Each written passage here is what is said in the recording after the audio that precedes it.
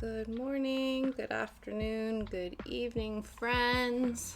From me and Monsieur Puppy Dog right here. How you doing? I have this. I'm gonna call this my my bearded dragon, my frilled lizard collar. It's a heat pad, because I'm very sore. I did something to my neck. I don't know what it is. I think it's a combination of like sinusitis stuff and I don't know, sleeping funny, probably, who knows, but it's like my entire neck, but more specifically on the left side, the like little muscles that are right under like the base of your skull, to the point where like trying to bend them, like here I get like a shooting pain up to my ear and things. So we're going to see our family, our Liam's cousins-in-law. Do we do that? At what point do you drop the in-law part? Because they're not my cousins, but they are my cousins by marriage. But do you even do that? But anyway, our cousin, Liam's cousin, my cousin-in-law, we're going over to see their new place because we haven't been there yet. I've talked about that. I'm very excited for that. We're also going to hang out with their like not even 1-year-old daughter. And I'm really excited. I'm not going to let shooting muscle spasm pain stop me from doing that. So I have pumped myself full of the anti-inflammatories. I have this like Tiger Balm icy hot cold gel on it, and I've been wearing the heating pad on and off, and I've been stretching, and I've been taking it easy also at the same time as stretching. So we'll see. So I'm not sure if, sitting on the floor for the next 3 hours and cross-stitching is maybe the best thing I should be doing for my neck. But also, I don't know what else I would do. The options are either lay down or sit. And so if I'm going to be sitting anyway, I might as well be cross-stitching and streaming while I'm sitting. But who knows? Maybe this will bite me in the butt later. We'll see. I'm not sure yet. But yeah, so we are back at it today. I thought this would be enough light, but maybe it won't be. I don't know. We'll see. We'll see what gives up first, my eyesight or my neck. We'll see. Anyway, I can't tell if it's because this is too bright and it's causing issues for me. I don't know. Let's see. Let's just move forward. It doesn't help that it's white on white, right? Okay. Maybe move this guy over a bit more. Move this guy. I was trying really hard before stream to set up like the ultimate camera angle that allows me to sit up straight but have everyone be able to see what's going on. And I thought I had achieved that, but obviously I didn't have everything close enough to myself. So we're making some amendments to the... Let's get this as close to me as possible. And then that requires me to get this guy as close to me as possible. And we'll see if that works. We are trial and erroring. Again, we still haven't quite...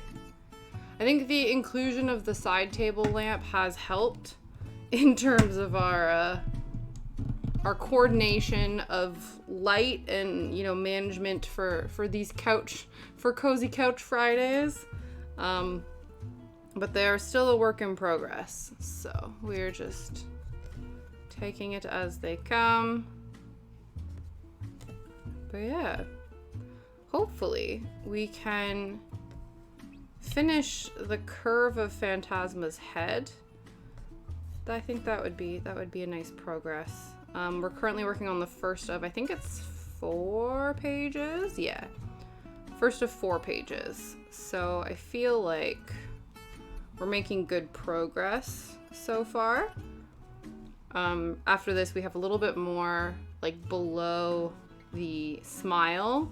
And then we actually have one of the arms being formed in this part as well, because obviously, given our test subject, her arm is very much close to where her other features are, so yeah. It was a little annoying because, again, I didn't anticipate to wake up with full-blown neck pain. I had it, well, Shadow woke me up at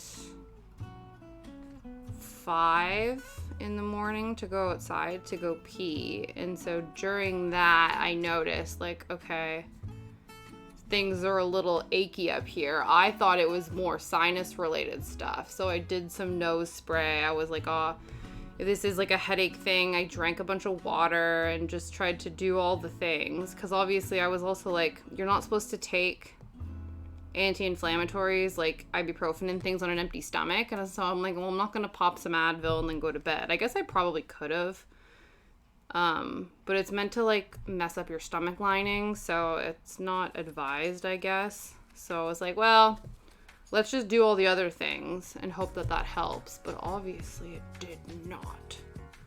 So yeah, I woke up in a lot of pain, which was really frustrating because I really wanted to take Shadow to the field today during his W, but that just was not an option. So luckily Liam was nice. He took Shadow for a W before he started work today, which was really nice of him. So I could focus on pain management today.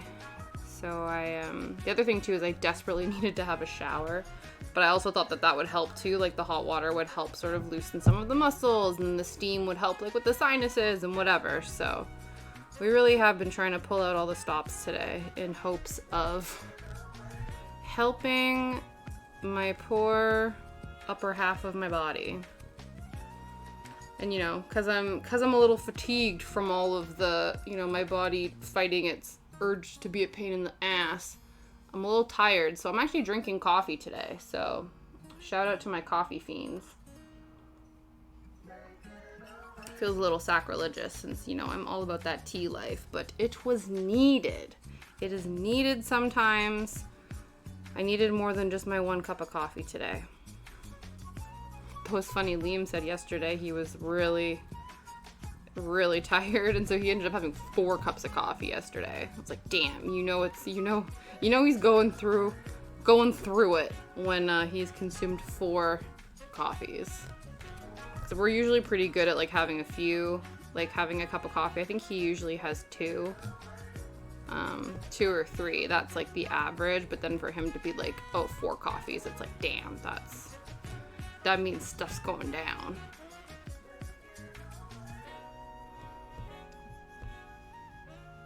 Oh, is it raining again?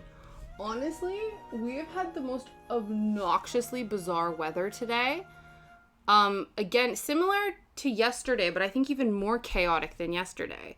Because yesterday it was really nice and sunny, and then I went to go take Shadow for his W, and then I turned around, like had sunglasses on, did whatever, turned around, sun disappeared, and we experienced sun, we experienced rain, we experienced like super dark and cloudy. So today it's been the same, but there's also been the addition of hail. It like randomly freak hailstormed, and then it got real sunny. And now it's raining, but it's sunny. And then it rained, and it was super cloudy. But also, too, it's currently raining. I don't know if it's because it's really windy, but I can hear it in the kitchen on the back door. You can't even see it happening in the front. So I don't even know if it's only raining on the back half of the property right now, which would not surprise me because, again, this weather's been absolutely bananas.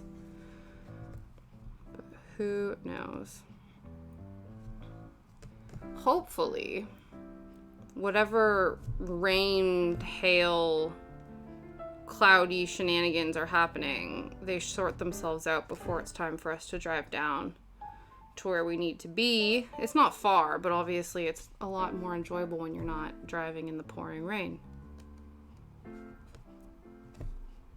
And then also, too, it would be nice because we are bringing Shadow down there, and I kind of don't want him to run around and drag mud and wet dog smell all over their nice apartment. But if it happens, needs must. We can't control the weather, can we? He has sniffed out You know how I told you that the neighbor's fence panel has like completely just fallen apart? There's one half is holding on a bit, but it's fallen enough that there's now a crack between our property and their property. So I did see Shadow sniffing around it. I think today actually. So I think if the gap gets any bigger, he might. So far, I think it's small enough and we have enough shrubs and things in the way that he's not tempted to go on a little side quest, but who knows? It could still happen for him. But if that happens, we will deal with it when it does.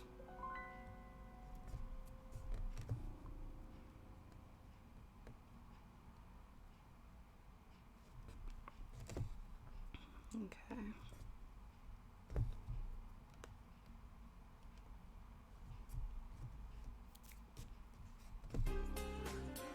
But yeah, aside from, you know, neck knot hellscape, the day's been alright.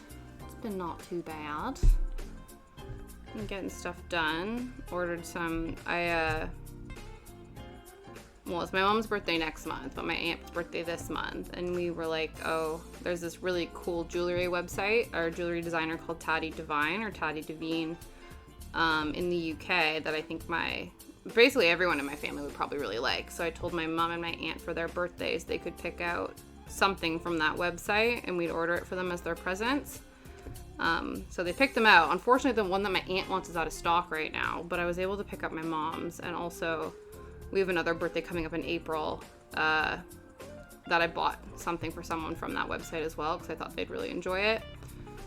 So yeah, just ticked some things off the to-do list, but still trying to organize. I've realized that, like, I enjoy planning events. Like, I enjoy a themed party and a concept and coming up with, like, little things for it. But I hate the coordination of people to attend said event. You know what I mean? Because it's just, like, it just seems, I don't know. I'm trying to organize a thing right now. And you can do this poll option on WhatsApp. And it was like, okay, let me poll everyone to see what day they're available. And then 5 people said they were available on this one day. So I was like, okay, cool. I'm going to book that day then, because that was the majority on that day. So then I was like, okay, cool. Like, this is the number of people that are coming. And then people who didn't vote that they were able to attend that day are now also saying, yep, sounds good. So I'm like, okay, so that means you can come, even though you didn't put this date down as your availability. So I'm assuming that you then aren't available. So then I'm confused. So I'm like waiting. I don't think everyone, but it's like, you know, I know some of my friends, when they're making a plan, they try to like organize everything and coordinate it and like book it so that it's all penciled in, like it's confirmed. But I'm really kind of like taking my time just to like fully confirm that people are able to attend on the date and time that we're specifying. Because originally, again, I woke up thinking it was this, and then it was like, no, actually it's this. And I'm like, okay, well now I'm confused. And I think too, like, because of that, I'm like worried, right? Like, I want to make sure everybody has a chance to say their piece and everyone has a chance to state like their opinions, because I don't want to then turn around and book it and then people be like, oh no, actually I can. Or like, by the way, you know, also too, like, I'm also very cognizant of the fact that like people work during the day, right? So like, I'm, you know, firing off texts to be like, oh, is everyone available this day? And it's like, there are people that are working during the day. So I always wait at least until the evening so that people have a chance to get home, sort their life out, check their messages, you know what I mean? But yeah, I just thought that was really funny. The same thing too, and this is not in terms of like getting people to attend, though to be fair, there are still people who haven't RSVP'd to the like wedding reception thing that Liam and I are having. Even though they are corresponding in other things. So I think it'll get to a point, to be fair, I have to remind myself, I did put on the invites that they have until like April 6th to RSVP officially. So I do need to give them a bit of time in order to do that. But considering that the invites went out, like, what was it? Probably like end of Feb, early March. I'm like, surely you have enough time to figure out if you're able to attend something or not. I don't know. Maybe it takes more coordination. Like, I don't know how long it takes. Like, once you find out about an event, how long it would take to determine whether or not you can attend said event. I do think some people just straight up have forgotten or, like, think they have replied, but they haven't. So I will need to prompt them, aka my brother-in-law. But yeah, I don't know. But the thing that I'm a bit confused about is the final thing that we need to book is this backdrop for photos. Because I guess photo booths are out now. So I think there was like a big trend for a while with like wedding receptions and things, where you would book a photo booth. And so like people would come in and there would be props there and everyone would shove in the photo booth and they would get like the printout of the pictures and things. So it was interesting because when we got the venue, the woman was saying, oh yeah, photo booths are kind of out now. It's all about the photo backdrop. So instead of having a machine that takes these photos for you, you have, a nice fancy backdrop and then everyone can just take their own photos. And then I guess it's it's just like less hardware. It's like, I don't know, whatever. It's the things. We're like, sure, that's fine because we're not really, yeah, like, because everyone takes their own photos anyway, and everyone's, like, cell phones and stuff are so, like, good at taking photos now that I'm like, people can do that. But anyway, so I've gone on the process of trying to book this photo booth with somebody, and first time I messaged them, they then were like, I can't even remember what happened. I think I messaged them via their website, and then they were like, yep, cool, this is great. If you have any suggestions of what you want, you can either like WhatsApp me or, whatever. And so I don't know. I find WhatsApp, I don't know. I get weird about corresponding business things via WhatsApp because I also have a bunch of like friend threads on WhatsApp. And it's not like it's happened often, but I think there's always that little bit of anxiety that you might accidentally click the wrong text thread and like type things that you're not supposed to and send it to the wrong person. It's not like it's happened to me often, but it definitely has happened. So when I'm like having a conversation with like Liam or with my group of friends or whatever, and then I also have this like random business contact in there that I could accidentally click at any time, that's a bit unnerving to me. But so anyway, so I responded via email. And then I just didn't hear back. And I was like, okay, well, they're busy, shit happens, whatever. I'll give it a couple of weeks. And then I didn't hear from them. So I was like, well, they did leave their WhatsApp in the email originally. So maybe that is, as much as it's not my preferred method of business communication, maybe it's theirs. So I messaged them. And then they were like, oh yeah, remind me. I was like, oh, by the way, this, and this, and this. And they said, oh yeah, remind me again what you want. And I basically had to retype in everything that I had said in the email correspondence within the WhatsApp correspondence, which is fine. It was more just kind of like, okay. And then once that happened, it was like, okay, let me know. And then it was very quick. It was like not replied to me for 2 weeks, and then suddenly we're on WhatsApp and it's like boom, boom, boom, boom, boom. Do you want to book? Do you want to do this? Do you want to do that? And I said, well, let me just confirm, because one of the things that they had mentioned was that they would pick up the backdrop the day after the event. And it seemed like our venue was a bit sort of like touch and go of like not wanting a bunch of people leaving their stuff because they obviously have an event the next day to like pick up and whatever. So all the other things that we've hired are being picked up that evening. Because they kind of were giving off the vibe of like, no, the latest people can come and grab stuff is like 11:30, despite the fact that we have the booking until midnight. So I was like, I just want to double check with the booking that they're okay with you to pick it up the next day.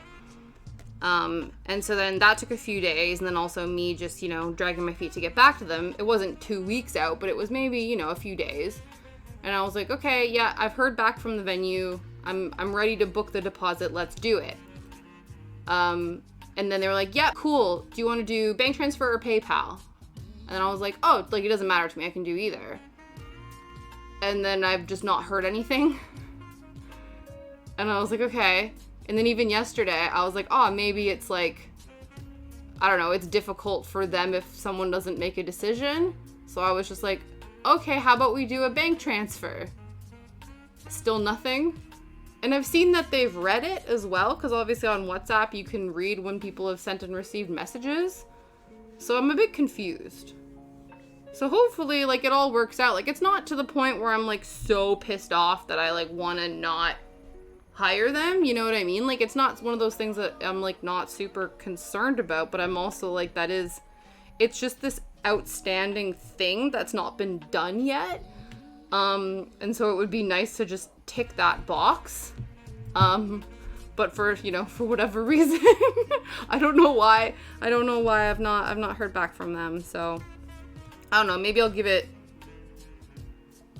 I don't know, the weekend, and maybe next week I'll prompt them again and just be like, hi, please take my money. Like, I would like for you to take my money, please and thank you. But I don't know. But thankfully that is the last sort of, in terms of like booking of stuff that needs to happen. The only other thing that is sort of outstanding, aside from like, you know, once it comes time to pay all the balances and stuff, because a lot of these events, you like put a deposit down and then stuff is pre-booked, and then like a fortnight before the event, that's when all of the final payments are due. So that, aside from that, which then already like just comes up, they just bill you and they go, by the way, this. Though to be fair, actually, a lot of the stuff, I think we just paid in full. A couple of the things weren't deposits. They were just like pay in full. And obviously they weren't exponentially expensive that it was like, okay, we can do that. Obviously things like the venue, not an option. But I think everything else is like sorted, like actually sorted. But the last thing is with the DJ, we, like, because me being from Canada and my parents having, like, us kind of growing up, we grew up with these tapes. They were called Oh What a Feeling, and they were basically like a 25-year anniversary of the Juno Awards, which is basically a kind of like the Canadian specific equivalent of like the Grammys. And so they, you know, years ago released a bunch of like compilation albums and like this special gift box set or whatever. And so I've grown up with my parents playing them on basically all the road trips we took as kids. And so a lot of the songs on there have like sentimental value, and they're like really, you know, fun for us. And it's not like they're all just like cheesy lame. They're like, you know, 70s rock music or like 90s sort of pop music or whatever from Canada. And so when we were talking with the DJ originally, he was like, well, you know, if you have like, you know, in order for me to do my job, there's like a certain level of craft that goes into being a DJ, right? Like, so there's feeling the crowd and figuring out like what the vibes are and playing the certain songs. So he was like, if you're just going to give me a Spotify playlist of like 2,000 songs, like I'm not your DJ, like just make a playlist. You know what I mean? And I said, but then he said, you know, if there are specific songs that you are interested in playing or certain genres or bands, let me know and give me enough time. Because if it, you know, he's obviously has a huge discography of various songs, but some of them he might not have. Because I'm like, you know, you guys know about my love for 2000s cartoon Canadian pop band Prozac. So I'm like, I don't know if our DJ has Prozac in his library. So the last sort of thing I need to do is kind of compile a few songs or genres or whatever for him so that he can take the time to go in and find what he needs for the event, right? You know, that also including the like first dance songs, so Liam and his mom, she's asked if they could do like a mother-son dance. And so when we met with the DJ, he was like, oh, do you want to do like a father-daughter dance and whatever? And I was like, oh yeah, okay. And then obviously we're going to do like a first dance. But the problem we're having is picking a song to do that, because we have a lot of songs that mean a lot to us, but a lot of them are more upbeat. So the original song that we actually suggested to the DJ that we were like, oh, we really like, Liam's favorite song is Dancing in the Moonlight by Top Loader. And we were like, that could be our first dance song. And the DJ was like, well, that's a little bit too upbeat to be a first dance song. That's usually the song that I play to like signify the start of like the party to help give the energy up and get things going.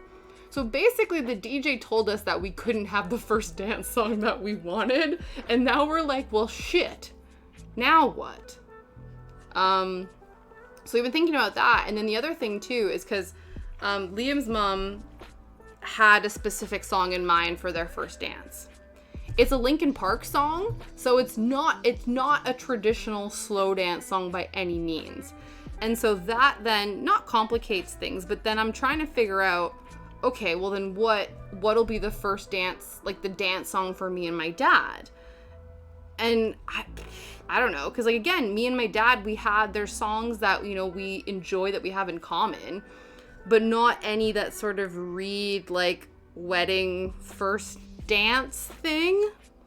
But then also, I keep thinking about this. This is another one because I'm like, well, if Liam and his mom are going to be dancing to some Linkin Park song and they're going to just be like going like this at each other for like a minute and a half or whatever, like maybe me and my dad can dance to Mr. Roboto by Styx and we can just do the robot for a minute and a half. That just dawned on me now. Maybe I should ask him. Because the only other thing that I was thinking of was, Kelly Clarkson Breakaway. Because we talked about that song on stream. Actually sang it at the end of our 1-year anniversary celebration. And I realized, like, how poignant the lyrics kind of felt to my life. And I was like, oh, that's like a really sort of heartwarming song that really kind of resonates with me. And I think that that's really nice. But like I said, I almost think that it's like too sentimental and too heartwarming for the vibe. Which sounds weird because I know it's like a wedding. But it's not a traditional... Like, because we're already married, right? This is kind of just like a big old party because we've never had a reception. And so, yeah, like, the vibe is different. And so, yeah, I don't know. But now I'm thinking Mr. Roboto might work, actually. Though I don't know how my dad feels about... Because, like, my dad has moves, but, like, we joke. It's sort of like, like your stereotypical, like, silly dad moves. But it's whether or not he feels confident busting out those moves being the center of attention on a dance floor. Because he'll bust those moves out when everyone's out partying and, like, there's a bunch of people on the dance floor. But maybe he wouldn't feel confident doing that if it was just the two of us. We'll see. I'll have to suggest it. I'll have to suggest it. Thank you. I'm currently working out in real time what I might do.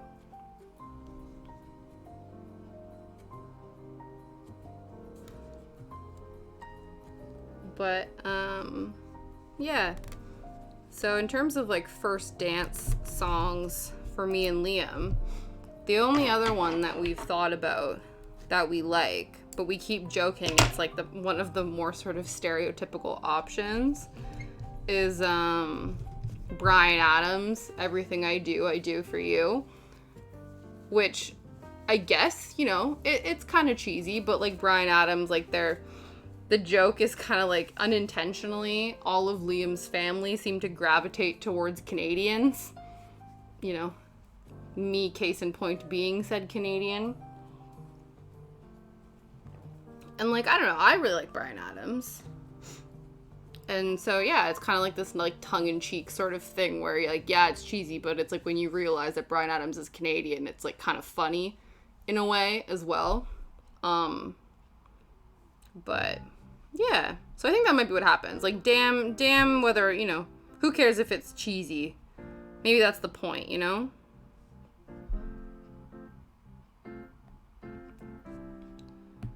But, yeah.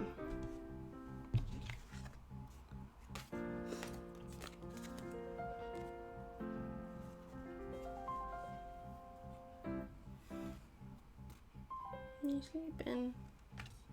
Oh, he's been in a weird mood today. Luckily, he's not ill anymore, which is nice. But he's been so whiny. And he was whining at... We have his, like, food in a bunch of... We have his food in these giant containers that sit in the kitchen. And he was staring at them whining. And I thought it was because he was staring at his, like, dentist sticks. So he has this... We have a box of dentist sticks that chill on top of all of his food bins. And he already had one today. And he's done that before. Well, he'll whine and whine for them. And I'm like, well, you've already had one, so you can't have any more dentist sticks. And also, he's not been eating all of his, like, kibble in the morning, so he, like, grazes at it throughout the day. And so I'm like, well, if you're whining because you're hungry, like, you literally have food in your food bowl right now, why aren't you eating it? And so he was whining at the food bowl, and I'm like, okay, he's whining because he wants another dentist stick. I put the dentist sticks away. I put them in the cupboard with, like, some of his other treats and stuff. I was like, we're putting this out of sight, out of mind, because I don't understand why you keep going back to these things. And then he then proceeded to then keep whining at the food bowls, like the food containers. And like I said, he has, like, a bunch of kibble in his food bowl.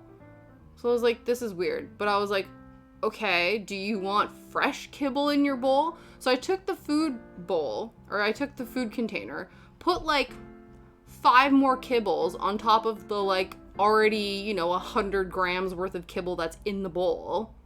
And then he proceeded to eat the whole thing. It was there the whole time. I don't understand. Hey, I don't get you. So then he proceeded to eat the whole thing and then also whined again, because we do this thing where we call it a top up, where if he finishes all of his food, then we'll top it up with a little bit more, like a little bit extra or whatever. So he ate the entire thing that was there the whole time after I put 5 extra kibbles in there and then had his top up afterwards. Even though that food's been in there the whole morning. I don't understand. I don't get what you're doing. So yeah, finally now he's settled down, but he's just like, it's just been so whiny for like no reason. I'm like, I don't understand you. But as you can see now, he's totally sparkoed, so that's good. We're gonna pack up some of his toys and things to bring with us today to try to minimize, because I'm sure he will. He loves, I don't know, it depends how, like, if they're holding their daughter or if she's in, like, one of her swings or things like that, where Shadow likes to steal baby socks. So I think he did it with, like, Henry when he was not, like, a baby, because we got him afterwards, but a little bit. He would steal socks, and then, of course, when our friend's little boy came over and they were holding him, he was sniffing at him and tried to steal his socks. So he likes soft things. So, like, he'll steal a blankie, he'll steal a sock. So I anticipate that he'll probably, be investigating. It'll be a new space. We've never been over there before. There's going to be a lot of soft baby things around. So I think he'll have a little bit of a field day. So if we can, bring some things to help distract him away from doing all of that, I think that'll be a good thing. He's not as bad as he used to be. He used to be really bad with resource guarding, so it was like a real concern that he wouldn't give stuff back. A lot of times now he just does it for attention, and he won't let go of things right away, so you still do have to, like, convince him to let it go, in the immortal words of Elsa. But eventually he does, and he does it less, because before you had to, like, Indiana Jones swap with him, where you had to, like, you couldn't even go near him. He would get really, like, show his teeth, get really, not like aggressive, but yeah, aggressive, like, kind of guard it and stuff. So you'd have to, like, drop, a treat near him and walk away and sort of, like, do a trail of breadcrumbs of treats away from the thing he was guarding, and then when he walked far enough away, you could then grab the thing. So thankfully, he's not like that anymore, but he still, doesn't want to give you the thing. But yeah, so he's much better now. But luckily, too, it's like my cousin-in-law, which I still don't know if is a thing. They're really chill, so I don't think that they would get, like, super, super upset. if he did get a hold of things. The only thing would be, at least I feel, who knows though, is one of my other brother-in-laws. I got 3 brothers-in-law. So if I ever refer to my brother-in-law, it could be one of 3 people. So this one, he made a little toy bunny for this little girl that was based off of a quilt that Liam's grandma had, and his cousin and his grandma were really, really close. So that's like a really sentimental thing. So that could be the only thing that it would be like, I don't want to get into a situation where Shadow has that. I don't think he would destroy it. I just know that the fibers in that thing are quite delicate, and I wouldn't want to, create a problem. You know what I mean? So that's the only thing that I would be a bit concerned about him having. But other than that, he'll just steal a blanket or something. Or some shoes. He likes to steal shoes, but he does it in a way that it's almost like, it's kind of an attention thing, but it's also like if I take your shoe and put it somewhere else, then that means you can't leave. Because he does that a lot when people come over. He'll take their shoes and then move them into another room. And I think it's his way of being like, well, I want you to stay here. So if I take your shoes, you can't go home. The best though was the other day, my friend, actually a friend, Aurora, she came over and she had these kind of platform boots, and he went to go and pick it up to take it away from her, and I think it was too heavy. He didn't expect it to be as heavy as it was, and just him trying to walk away with it, because usually he can take it and he can bounce off, right? But he had to be very very gentle and strategic with him picking this up and moving it. It was quite a sight to behold. But yeah, there's that, and then yeah, again, just fuzzy things. So he likes hats and stuff. He usually, when Liam will come home from work, he'll present Shadow with an offering. It's usually a hat or a shoe, because obviously it's been getting a bit warmer out, though, because again, I told you it was pissing down with rain earlier, totally sunny out, and now it's cloudy and there's no rain to be seen. Make it make sense. I just hope it doesn't hail again. Oh, thanks. Thanks for kicking me in the back. But yeah, so again, because it's been getting a bit warmer out, Liam's not been wearing a hat every day, so he can't really offer the hat anymore, but he can offer the shoe. Hello? What's up? What happened?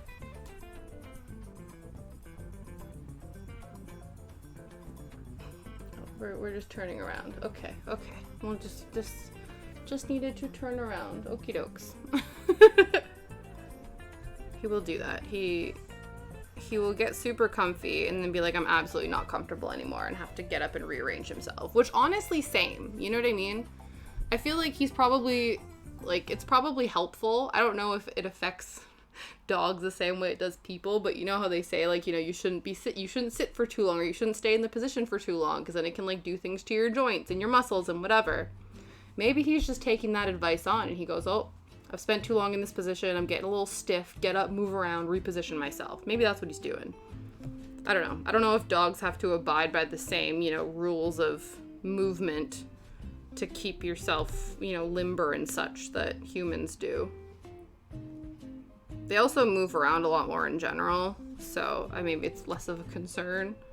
They move around a lot more, but they also do sleep a lot more, so maybe it does balance itself out.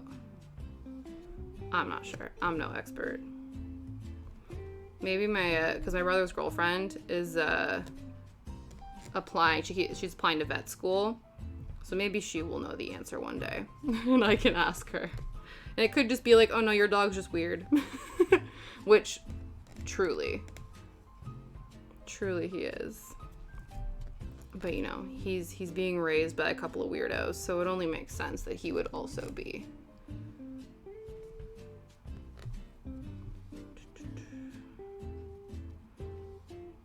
I am impressed that you got, again, it's just a tone on tone, so it's quite a textural thing. It's not really, a color difference, but the fact that I can actually see on the overhead camera the white floss is quite nice. So, because the majority of this project, cross stitch, I was gonna say PowerPoint. I'm like, that's not what it is white on white. So it would be really unenjoyable for you guys if you couldn't see anything happening the entire time we were working on this. That's also why I wanted to complete the two 310 sections, the two black work sections on here, because then it just gives you something else to look at, you know? Just means that there's something else going on.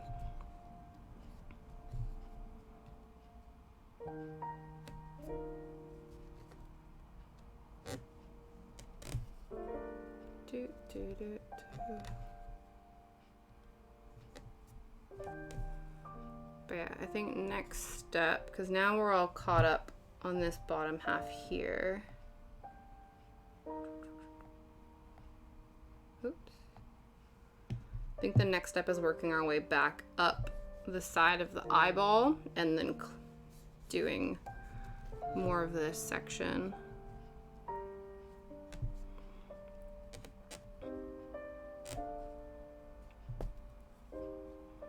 Actually, just so I'm not doing a wonky thing, I think if I half stitch all the way down here, because I don't like always when, now that I've moved over and I'm gonna fill this in, that this is out of whack. So if I half stitch down here and then full stitch all the way up to the point I need to, then it will feel more cohesive to my brain.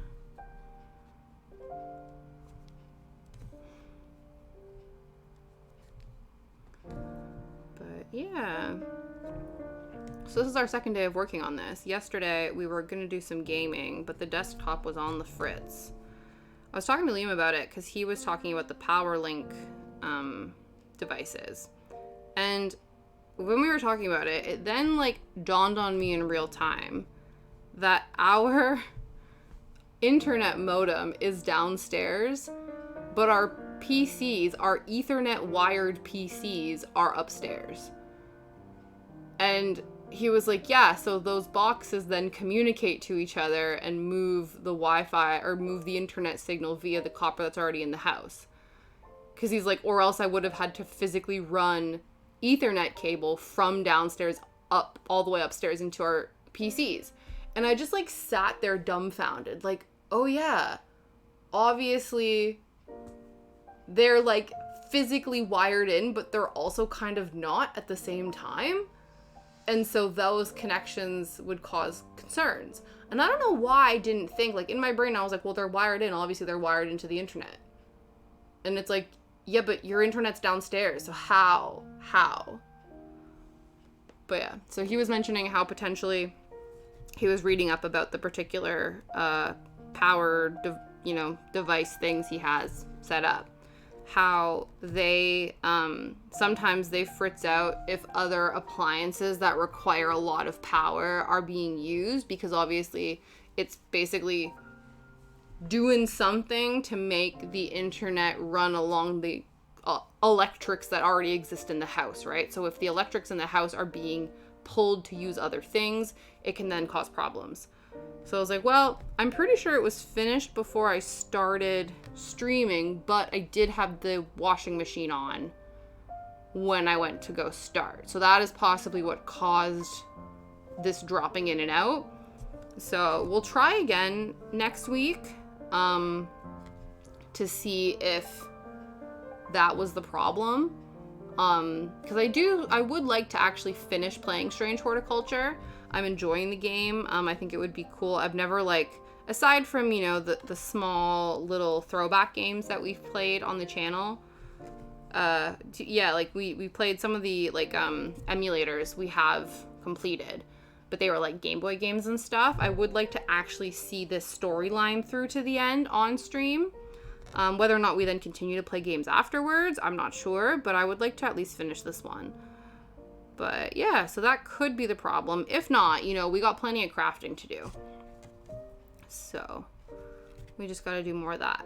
We'll have to start, I'm going to start not implementing, but putting in some of the craft kits that I've gotten back into the schedule. I don't think, I don't know. We'll see. I think because I know I can work on this in multiple places, it might be okay. Because I think originally before I was a bit concerned about having multiple crafts on the go because I only have so much desk space on my, like, in my craft corner. So I think as long as I can tuck this away when I'm not using it, then it'll work out that we can kind of work on 2 craft projects at the same time.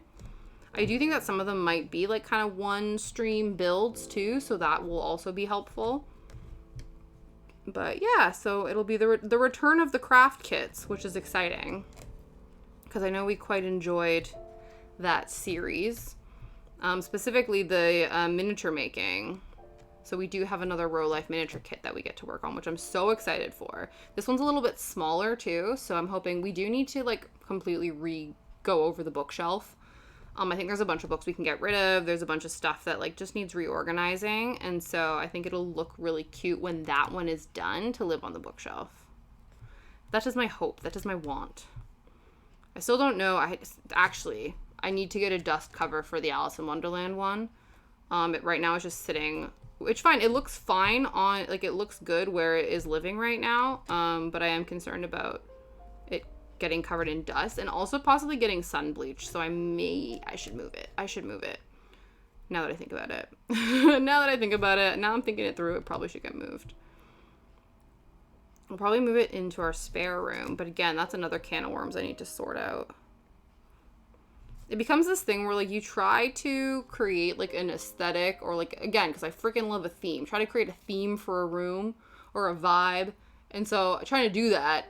And then in the same vein being like, well, none of the other stuff, either we don't have room for it where it is or it doesn't quite match anything. So it all is just going into the spare room. So whatever sort of vibe I was trying to cultivate in there is just kind of gone out the window right now. So we'll have to see. Though I am starting to think more about, because we do still have a lot of, like, obviously this doesn't make sense for the miniature, but we have a lot of, like, blank wall space. So all back here, there's nothing on the wall. I think originally we were planning to put shelving up, which I think we still want to do because we do, again, have, like, little knickknacks and stuff like that I think would be really nice displayed on something like that. And that would also free up some of the stuff that's here. But then the thing that bugs me about this wall is we have like a wall sconce on the wall, but it's not centered. It's slightly off center. So the amount of space on one side of the sconce is larger than on the other side. So originally we were looking at having shelving on both sides, but then I'm like, but then it's not gonna make sense because it's like, I don't know, it seemed weird. So now I'm thinking it would be nice to have the larger side be about like a picture wall, and then the other side to be like shelving. Because then at least it'll have like a bit of a, like they'll have different purposes and it'll also help break up the wall. Maybe, I don't know. But, because the other thing too is I have some like tea themed pictures and prints in the kitchen. But eventually that wall we're going to be putting more cabinetry on it. That's like the goal. And so there's not going to be really any room to put artwork in the kitchen. So I got to figure out where those are going to live. And so it's all trying to figure out. Same thing in like on the stream wall. I took down a bunch of prints and like Alice in Wonderland themed stuff that was up there in favor of more like forest core mushroom sort of stuff. And now I don't know, like now I'm like, well, where do I put the Alice stuff? I don't know. I don't know. So, yeah. Just things are ebbing and flowing. It's trying to figure out, again, with anything, right? Like trying to utilize and maximize the space you have. And then also too, like once you get to a point where you, I guess, like not outgrow certain things. Like for instance, I have a lot of Alice in Wonderland themed like prints, and I actually have a Wonderland themed cross stitch that I'm going to do at some point. And eventually it's kind of like, well, if there isn't going to be like an Alice in Wonderland themed room or wall in the house or like anywhere, what do you do with like old prints? I guess some of them you can get rid of, but it also like some of the things were made for me, right? Like so another brother-in-law, he did a wood burning picture of the Cheshire Cat for me. So I'm like, I don't want to get rid of that. Like that has sentimental value and I do like it. They're not like I don't like these Alice in Wonderland themed prints. I just don't know. There isn't a space right now where it makes sense to hang them up. So then what do you do with them? Do you just keep them in storage? I guess at some point, if you decide you want to like refurb a room and like then theme it in that way, then you could eventually, but yeah, I don't know. It's one thing I'm not sure about. Hi, Potato! Hello, hello. Good morning. How you doing? Hi, Aurora. Hello, hello. How are you guys? You'll be happy to know, Patats, I do have a coffee today. So I needed a second coffee. So cheers to you. Coffee time for the both of us. But yeah, everyone's doing good. I was just talking about how like what does one do when they have artwork that they used to have in a certain space, but then you reformulate a space and the artwork no longer serves a purpose there, but you don't want to get rid of it. Like, what do? It just hangs out in storage forever? I'm not sure. Just finished Perfect Cut. You already want another. Oh. Yeah, go get yourself another one. Unless your cat's sitting on your lap, then I guess you can't. I guess that's not an option for you. But, hopefully. Yeah, honestly, that's how I always feel. I'm always like, yay, it's Friday. And it's like, but that doesn't mean anything to me. I guess it helps. It's exciting because obviously then your partner's not working. So that's kind of cool because then you get to spend more time with them. Yeah. I think both. That's the thing, right? You'll have that. Yeah. I think that's what it is. I think it's like trying to think of different ways to utilize the art. But some of it is sentimental. Yeah. Ribbon is Friday and Saturday. Okay, so your weekend is kind of now, but I guess then you work Friday, so then it doesn't work. That's annoying. your weekends are shifted slightly. Yeah, that's true. That is true. Yeah. God forbid he has friends, you know? That's always the downside. Yeah, that is true. You're kind of like, well, if he's doing stuff, it's the same. It's the same. Oh, that's nice. That's true. Oh, that'll be nice. So then you have that as well. That's cool. How's little one feeling, Aurora? I know he was feeling not too hot the last little bit. So I hope he's feeling a little bit better.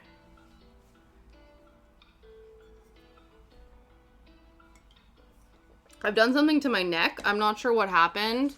I think it's like I feel like it's related to sinuses, but then I also don't know how sinus congestion can create neck knots. Maybe they're two separate things, maybe not. Haha, not. But yeah, so I have this like heat pad on my neck, which I'm referring to as like a frilled lizard collar. We stuck it on Shadow when I first opened it up and got it, and it made him look like a frilled lizard too, which was hilarious. And he didn't actually seem to mind it being on him. To be fair, it doesn't really have any heat left in it, but it also is kind of like aromatherapy-esque. There's like essential oils in it, so I feel like it's also calming and therapeutic even though it's not really that warm anymore. So I'm keeping it on. Managed to get some docs yesterday. There's an antibiotic shortage. Oh no. Oh, that's so annoying.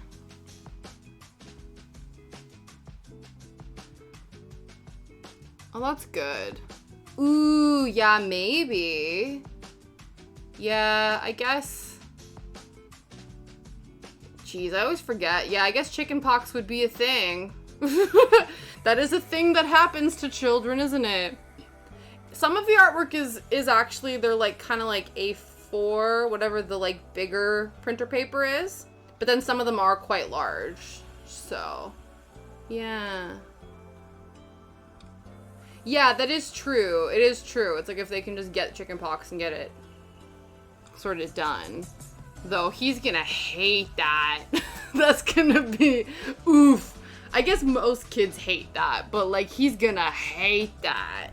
And then by extension, you guys are gonna hate that.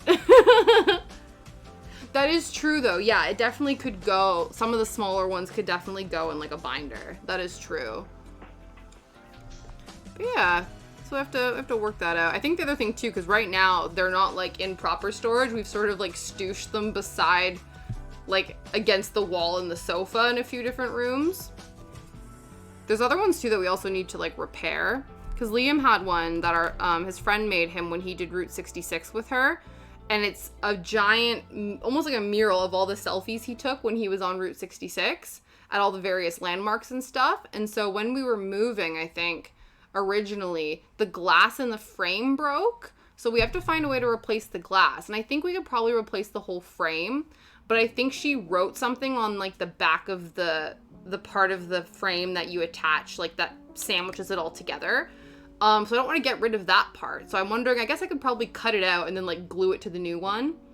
But I'm not sure. I think I have to physically bring it because I'm infamously bad at not finding the right sized frame for the prints that I need. So I have to go to Hobbycraft and physically bring the stuff in and like take time to actually sit there and figure out if it works. That's definitely on my to-do list at some point. Yeah. Not the mounting frame, but you know the like, so you have you have the glass and you have the frame, and then sometimes there is that mounting piece. And then it's just the one that is on like the very back. The one that you use that usually has the little thingies that attach everything together. Oh, that's interesting. Okay. Yeah, I wonder if it's the right, Yeah, I'll have to see what size it is. But yeah, but I think because it is just kind of like cardboard, it's thick cardboard, but we probably could like X-Acto knife it out if we needed to. But yeah, because that's one of the things that Liam was thinking about. It was like, okay, do we just replace the glass? Then we need to get like custom glass to fit this frame. But the frame itself, I don't think it's like super expensive. Like it's not like a super expensive frame, so I don't know if it's even worth doing that, but ooh, can you put multiple artworks in the same frame, but behind them so you could rotate them out? That would actually be so cool. That would actually be really cool. Yeah, not like, I guess it's sort of like, it's like, we want the, you know how you can get those like electronic picture frames that will do pictures, but we want like a massive manual art one. That would be really cool. I don't know if it would work, but I think that would be awesome. But that is something too, like you said, Aurora, like to go up our stairs, there is the possibility of putting art on there. I know my mother-in-law has that. They have sort of like a picture wall going up their stairs. The only thing I get worried about is that like walking with like a bag of laundry or something, I might like smack the frames and knock them all down on my way up and down the stairs. I could see that happening, you know? But I guess as long as they're not glass frames, it shouldn't matter, right? Yeah.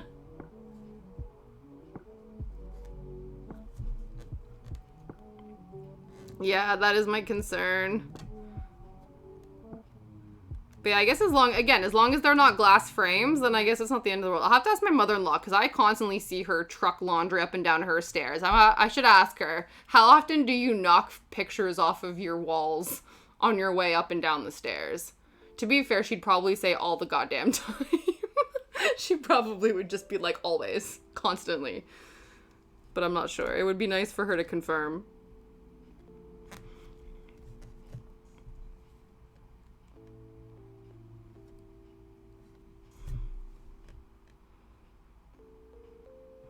But yeah, we've sort of had to, well, yes and no. Yes, go make your second coffee. Fuel yourself, patats. Go get fuel. We do have to switch gears a little bit. I don't mean us. I mean Liam and I, because it's confirmation of something that I was suspicious about. We've had this crack. A tiny crack in our ceiling above our staircase for a little while now. And it was very tiny, and I was kind of like, well, that's weird. But also, like, these are old houses, as, like, you know, especially considering if you just put a coat of paint on something to cover things up, as, like, the house gets hotter and colder, you get, like, little fissures and stuff in places. Okay, fine. And then I was like, Well, that spot's over the bathroom. I wonder if, like, because they looked like maybe there was water damage, and I'm like, maybe there's a leak or like a slow leak or something or whatever, and we're not sure. And then sure enough, I had a shower today, and Liam was like, did you just have a shower? And I was like, yeah. And he goes, because there's a leak there, like that crack above the stairs that you thought may be a leak, it's definitely a leak.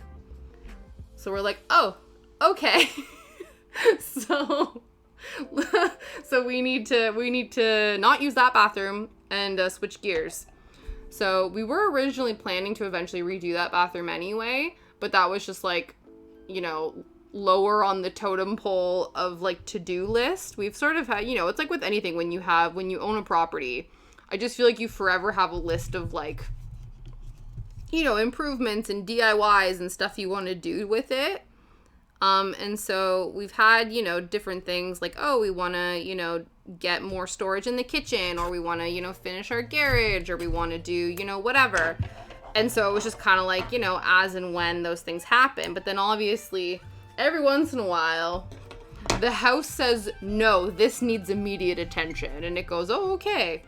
So, you know, something that was like a maybe once in a while, at some point we'll redo the bathroom, became a, oh, we absolutely need to do the bathroom.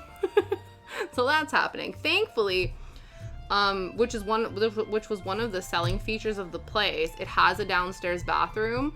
And it's not just a toilet. It's not like a water closet. There's actually like a bathtub and like a shower attachment. I'm going to explain this. So the tap in the bathroom downstairs, it's like a tub, but it also has one of those like shower, like handheld hose things.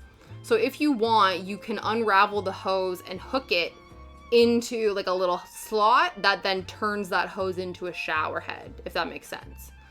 So we've never used it for that purpose. And also I think this thing's pretty old, and in the like hose part, there's a bunch of like little cracks. So it may not be very good. But it's better than nothing. So we'll just be using that one. I know Liam was kind of like, well, he goes to the gym and obviously they have showers and stuff there, so he can always do that. But he was like, yeah, you will be the one who needs to sort of figure out how you're going to cleanse yourself. And so I'm going to try that. And then if that doesn't work, I can always, you know, my in-laws live a 7-minute walk. So I can always be like, oi, oi, can I please use your shower? And I'm sure they wouldn't mind. But yeah, so that was a fun thing that happened today. Because I was taking a shower to try to calm my neck muscles down and sort out my sinuses, and then ergo, you know, I caused the problem. But it happens. So we're just like sourcing what we might need, because the other thing too is there was a bit of a theory we have that there might also be like a bit of a slow leak where the toilet is, so we're like, well, we might as well replace all of the things just to be safe. And he was sort of like, you know, doing some research of how much. Oh, that's true. Yeah, okay, so that might be something that gets looked into just as like an interim thing. But yeah, so, but, you know, the thing that's the most interesting, though, and I think it is true, like, especially because even the same thing with, like, kitchens and stuff, sometimes it's not, like, the appliances or the storage that is the most expensive part of a renovation or, like, a refurb. It's, like, things like countertops and tiles, like, stuff that, I guess, is stone or things like those. That's where the price comes from, you know what I mean? Like, in terms of, or like flooring.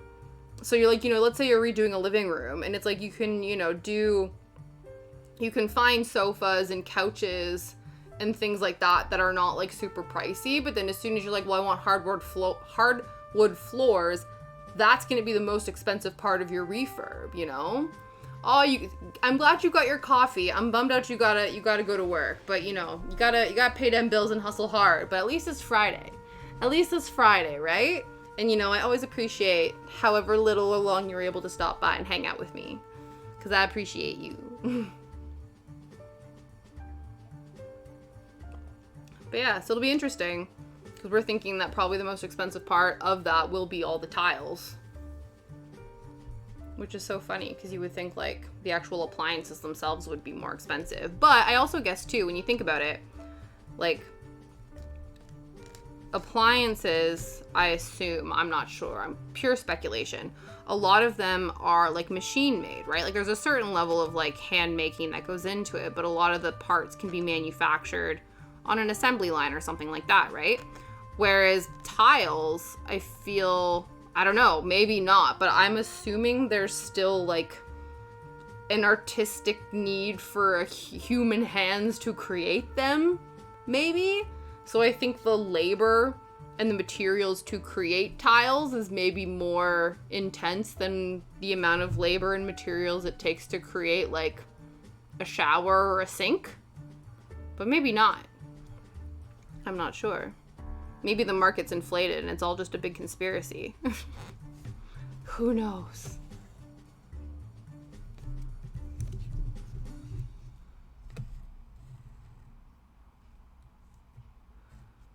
All right, let's work on finishing the curve of Phantasma's head.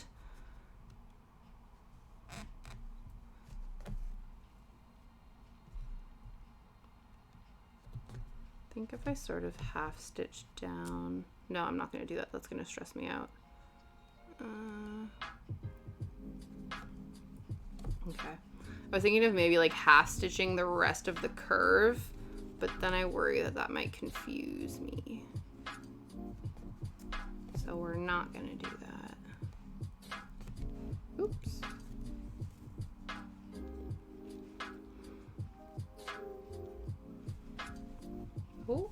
Oh, it was really interesting. So I watched a Try Guys video yesterday. They have a new like series that they're doing, which is all about people's like hidden talents and skills. And the rest of it, it was a hilarious episode. But one of the things that I thought was really interesting was the hidden talent they were talking about was an opera singer. And how they're paid, you know, like a paid opera singer. And so one of the things they had to do in this quiz show is get the contestants to try to guess what the hidden talent is based on different things. And so at one point they brought out a big container of honey. And, you know, off in a different camera, they had the opera singer explain why they use the different items. And one of them was she was saying, you know, because they obviously travel a lot and for, you know, their job is to be a singer, to not have that, you know, any potential issues. She said when she travels to a new place, the first thing that she does is she buys local honey and eats it so that she can get her immune system used to the histamines in the area. And I always remember hearing about that. One of the ways that can help combat like hay fever and, you know, seasonal allergies is to eat local honey, because then it helps build up your histamines for the sort of local flora and fauna that trigger your hay fever symptoms. So I was like, God damn, like, because I'm anticipating, you know, I've talked about this before, like, I'm already taking a daily antihistamine, and I take it all year round, and it is one of, like, the stronger over-the-counter ones you can get. And so I'm like, well, if I'm already maxed out in terms of the medical intervention I'm giving to my face in order to control its seasonal allergies, what am I going to do if this peaks up, right? And so I was thinking like, oh, maybe I should try to find some local honey, just because I'm at the point now where I'm like, let's pull out all the stops.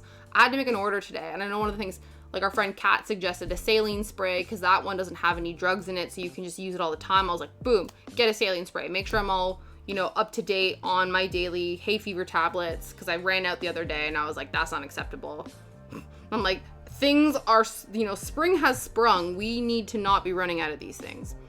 And so additionally, I was like, okay, cool, get the saline spray. It was like buy one, get one free at Boots for stuff. And they had like little nasal inhalers. I was like, fuck it, I get that for free. Let's do that, you know, whatever. Just pulling out all the stops. I want to make sure I have an arsenal of seasonal allergy defenses that we can pull on to get her done. But then, yeah, one of the other things I was like, oh, maybe I should get local honey. And I know that there's a farmer's market a couple towns over that's usually every Sunday. So I was like, oh, maybe going to that. But then I was on Facebook because I've taken it off my phone, so I was on it on my desktop, and it turns out that our local council, there's gonna be sort of like a spring market in the local area that's gonna have different food vendors and craft vendors and stuff like that this Sunday. And I was like, oh, it's actually in the place where we are gonna be, well, it's in the same area as the place that we're actually gonna be having our reception, which is really cool. So we actually, like, we love the area. So I was like, oh, maybe we do that. So I showed it to Liam, and he's like, oh, do you want to go? And I was like, yes, please. I would like to go to local market on Sunday. And they also, they apparently, one of the things that was advertised on the post is that they also will be selling cupcakes and doggy biscuits. So I'm like, oh, that means we can get things for Shadow as well. So it'll be a family day out at the market, in hopes of procuring antihistamine honey, essentially. We'll see. Hopefully. Watch the honey is like not local, which seems dumb. Why would you sell not local honey at a farmer's market or at a produce market? But yeah, so that should be really fun. And then also too, I think it would be nice as well to kind of do recon in terms of like markets and stuff, because it is still, you know, I've only made like 2 things, and one of them is broken, but my plan is still to sell things at like a physical maker's market at some point this year. I do think it's going to be more, I'm aiming for a Christmas market, because then that gives me enough time to create stock, and fix the broken stock. And then, yeah, gives us time to make that happen. Because originally it was like, oh, maybe summer markets. And I'm like, the summer's going to come too quick. It's going to come too quick. I'm not going to be ready. Let's set the bar low. Or let's be reasonable. And then it also gives us time to create things. But to scope out markets and just like see stalls, because it's been such a long time since I've actually been to like a farmer's market or a maker market or anything like that, like a craft fair. So I feel like it would be nice to go for recon purposes as well, just to like see what it looks like, you know, and kind of see how, like, okay, if I were to do this, what I would need, what I might want, that sort of thing. So I think that is also the plan, is to do craft fair recon. Because I think a lot of the like market organizers, at least from my perspective, from my understanding, a lot of the market organizers, there's like a handful of organizers, and then they will run their markets different times of the year. So they'll have an Easter market, and they'll have a Christmas market, and they'll have a summer market and whatever. So it's kind of like, as long as you know the organizers to go to, then you can reach out to them about like having a booth and stuff like that, right? So that is the goal, that is the plan.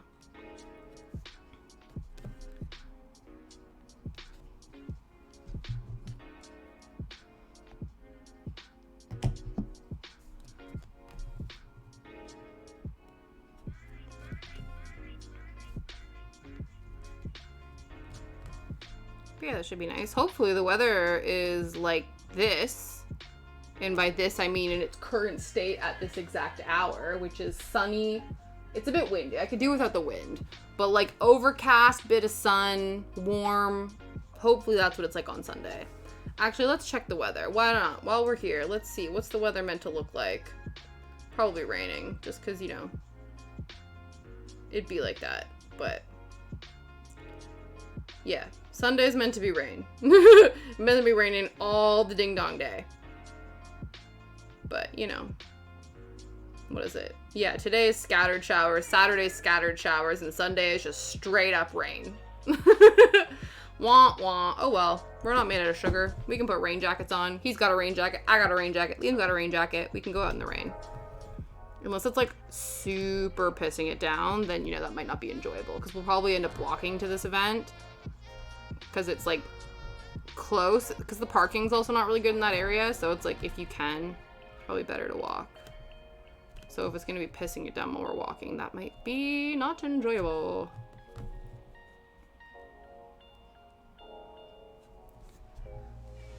Can you move these feet, please? These feet are in my back. Thanks, bud.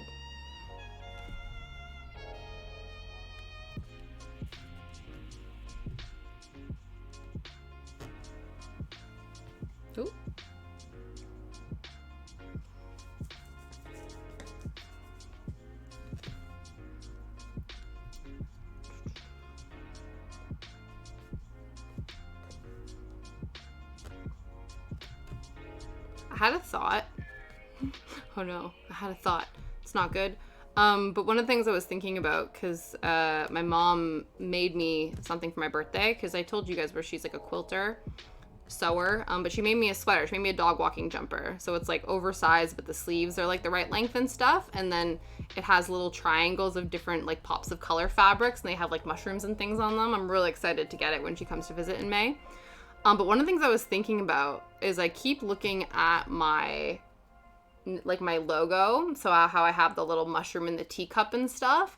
And one of the things I was thinking about, because I was also looking at my stream wall, and I'm slowly adding some of the craft, like the hangable craft kits that we worked on together. I'm putting those on the wall. So I've put the paper craft on there, and I'm going to put the embroidery kit on there as well, just so like as we work on stuff together, then I can hang them up. And then obviously if we work on more things, then I can always put them up or like swap them out and whatever.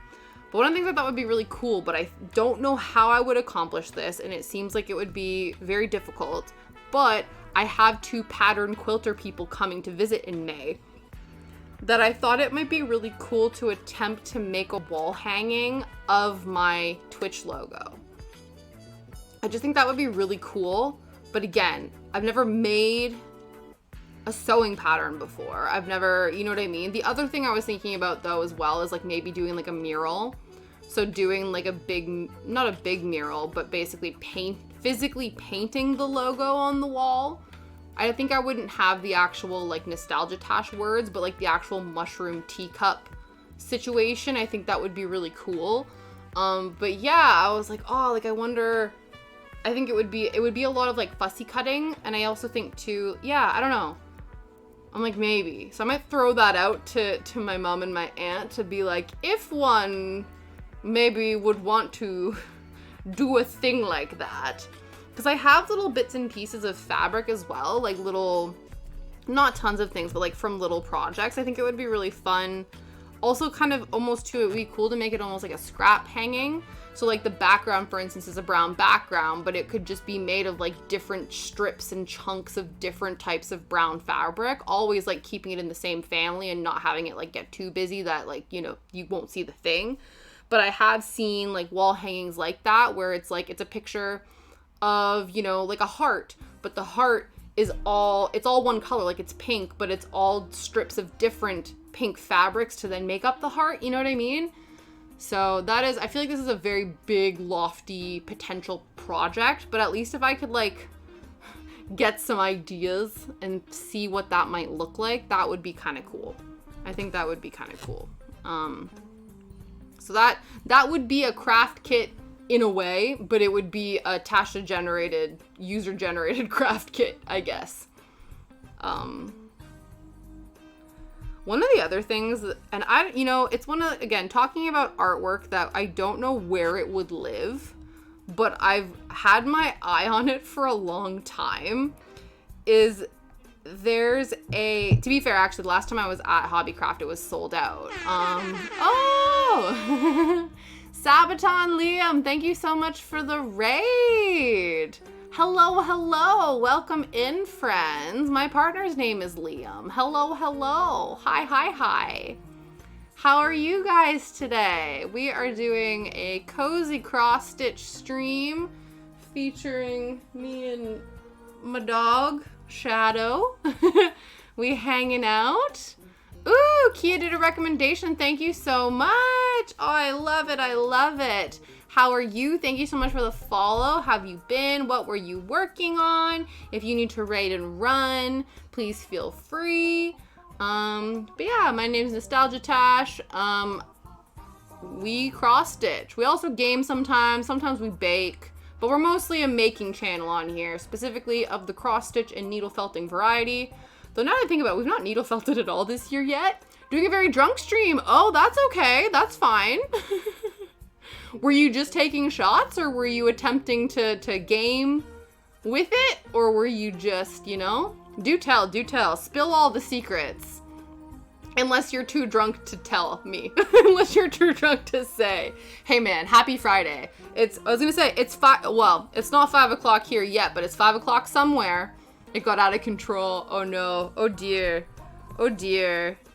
Well, hopefully the hangover isn't too. I'm sending positive healing vibes that the hangover is not gonna hurt as much as it, might. Was playing the Dark Pictures anthology The Devil in Me. Oh, it's Saturday here. It's Saturday morning? Oh, it's in Oz. Wow. Wowie wow. So it's like way past your bedtime. Unless you don't, I don't know, when do you go to bed usually? Let me Google this game. Is this a horror game? I don't know if I could handle horror games inebriated. I don't know if that would work for me. The Dark Pictures anthology series. Yes. Okay. The Devil in Me. Oh, that looks spoopy. Documentary filmmakers receive a mysterious call inviting them to a modern-day replica of the H.H. Holmes murder hotel, but on arrival, the crew soon begin to discover that they're being watched and even manipulated. Wow, that sounds intense. Welcome to the murder hotel. Your death is his design. Okay. This is sort of like a Saw meets Sherlock Holmes meets. And you did, I guess, to be fair, I don't know, maybe sometimes indulging in alcohol makes scary things less scary. Maybe it helps you see the hilarity and like the silliness of it. Or does it just double down and make it scarier? You know what I mean?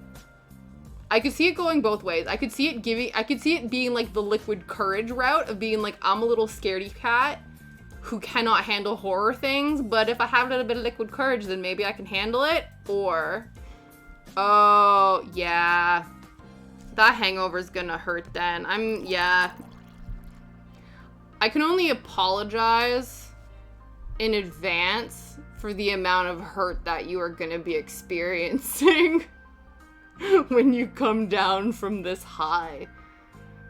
Not that, it's not my fault, but I still would like to apologize to future you. Oh dear.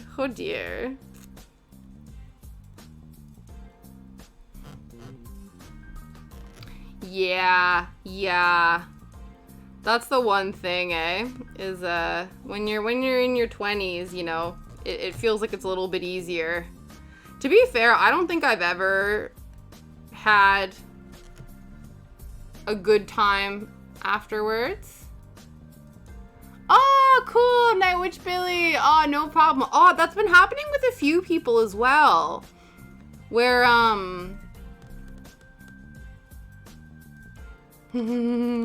Hi, Rick Grimes. Hello. Yes, that's what I assumed. I love that. You're like, my Liam, not your Liam. My Liam, not your Liam. Yes, exactly. No, that's so silly. That's been happening a few times with people as well when we go and raid out. And then, some people get left behind, which is very strange. Twitch needs to sort that out. Because it's happened a few times to people. And you're like, but why? Yeah, it's weird, definitely. So you have bared witness. You have to now exist with an inebriated partner, unless you also indulged, or you're on cleanup duty. You're the cleanup crew. You're the hangover crew. I salute you in the care you must need to provide at a later date. But I'm glad you're here, guys. I'm glad you're here, hanging out. We're just we chill vibing today. Keeping things chill. Keeping things light. Ooh. Making a ghost. Okay, hey man, that also works too. You're like, we can both. Were you playing the game as well? So are you guys big horror fans, or was, again, this the liquid courage route?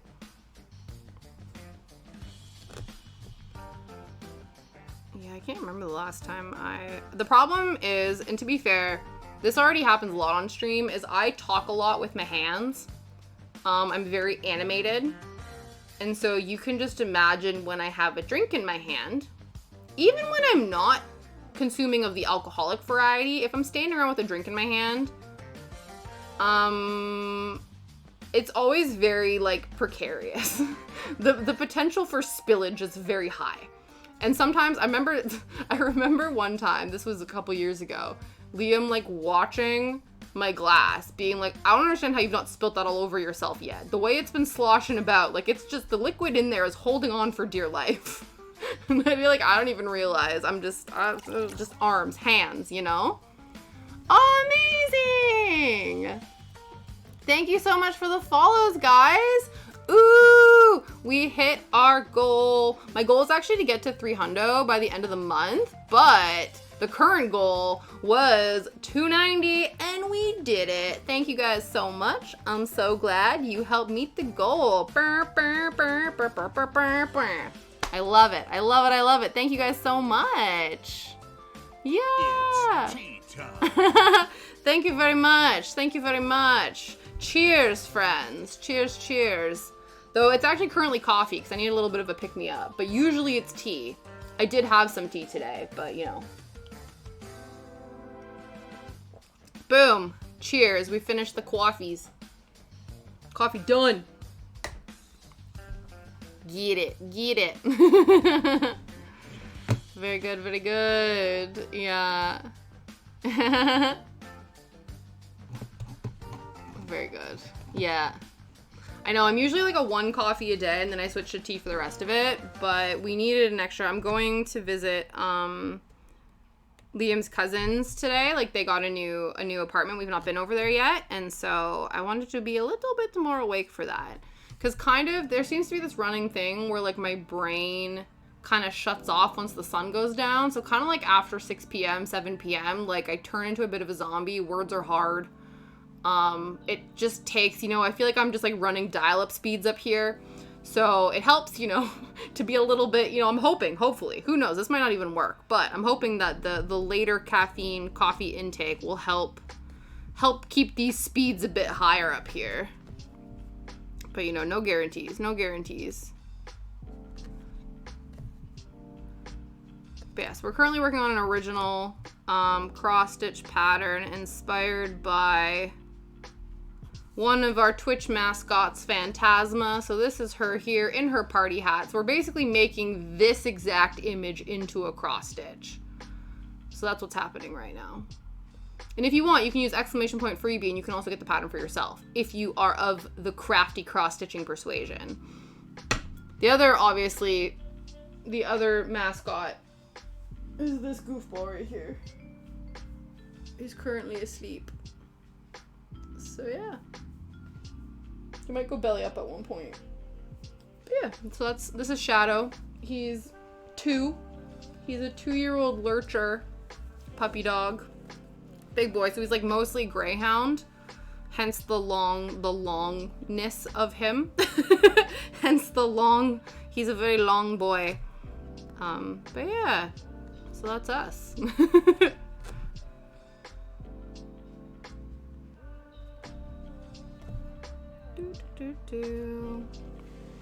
Yeah, so we're doing that. And I'm trying to think, I don't know, what else? What else? It's Friday, which is cool. I usually stream Tuesday, Thursdays, and Fridays. Like I said, we've been doing a lot of baking lately. I don't think we're going to be baking next week, but I guess multiple things. I live in the UK, I am Canadian, and I have celiac disease, so I have to eat gluten-free. So the last couple weeks on the channel, we've been baking gluten-free versions of Canadian desserts from within the UK. So one of the things that is a bit of a problem is obviously me trying to find like Canadian classic foods aside from maple syrup. That's easy to come by. But so with finding the thing and then finding a gluten-free version of a thing that's already difficult to come by is basically next to impossible. So I've accepted the fact that if I want to have these things, I have to make them myself. So far we've made Nanaimo bars, which are like a layered tray square, which is like a biscuit, coconut, almond, chocolate base with like a custard and then a chocolate on top. It's like 3 layers. So we've made those. And then on last Tuesday, I made butter tarts, which are basically kind of like a maple, kind of like a maple sugar pecan pie, like mini version, but without the pecans. You can add pecans or pecans, but I put raisins in mine because I had raisins lying around that I need to get rid of. So I'm like, any reason to try to make them. But yeah, so that was all right. I think the pie crust that we made was I baked it a little bit too long, so it was a little bit crunchy, a little bit chewy, but other than that, not too bad. So I think we are still looking. I think the next step is to make a savory thing. I've not had a pierogi since I've moved here. I do when I go home to Canada. My mom makes sure to procure gluten-free pierogies, aka pierogi, aka like potato dumplings. They're like Ukrainian potato dumplings. I'm gonna do a lurk. Yeah, no problem, man. I don't mind the lurky lurks. And if the lurky lurks turns into a snoozy snooze, I don't blame you. Because it's 3 a.m. there and you have hit the sauce. So it's fine. I appreciate your raid. I appreciate you even sticking around to do a lurky lurk. And you know, I wish you sweet dreams and a minimal hangover.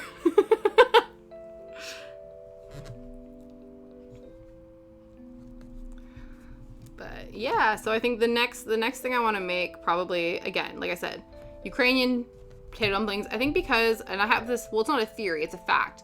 When Canada was being colonized by the English and the French, I think it's then when mostly it was English colonizers.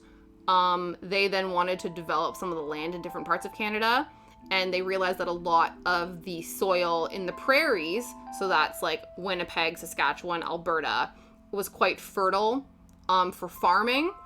And I guess the English were bad at farming, maybe, who knows.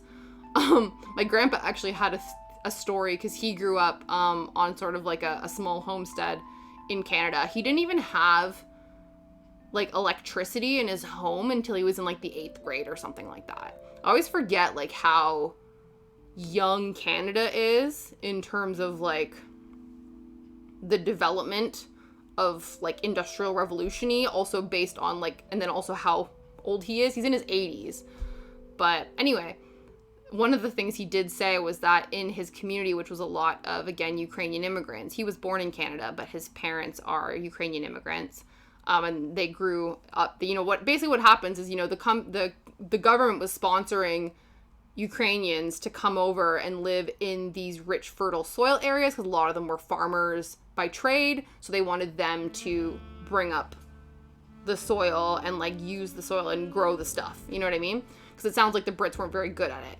And actually, to confirm that theory, my grandpa said that one time there were like, I think they were almost like the sort of like nepotism babies, the like, you know, the affluent offspring of like British diplomats or whatever that were up to no good over in the UK.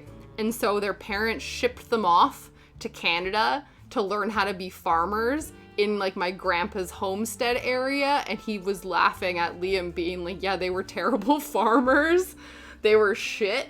So I thought that was really funny. So maybe that's why they needed them. But in doing so, obviously a lot of Ukrainian foods and like, you know, common foods that were used there that they brought over from there have now almost become sort of like Canadian staples. So this is a long roundabout way of me saying that like the pierogi or pierogi is like readily available frozen in like Walmarts all over Canada. You know what I mean? There's so many different brands, so many different things. So it's readily available in like your freezer section at any grocery store. But obviously here, that's not the case. I have found them in the Eastern European fridge section at Sainsbury's, but that's only happened once. And obviously that's been the gluten version, because it's a potato dumpling. It naturally has gluten in it for the dumpling. And so obviously, if it's such a niche thing that I can only find it in one section in the UK, there's no way in hell I'm finding a gluten-free version of that. So I now need to make them myself.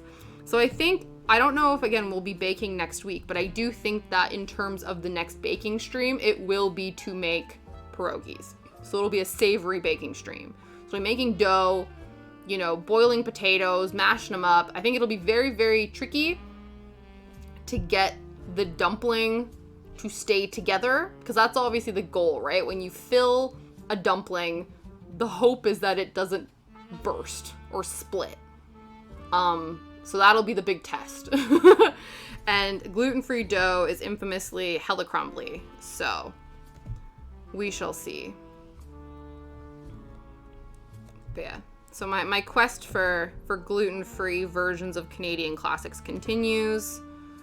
We did Google or look up different Canadian foods, like just, baking options. A lot of them were just like maple versions of stuff, and I was like, that's cheating. You can't just like make a maple cookie and be like, it's a Canadian delicacy. I'm like, that's not no, that's not how it works.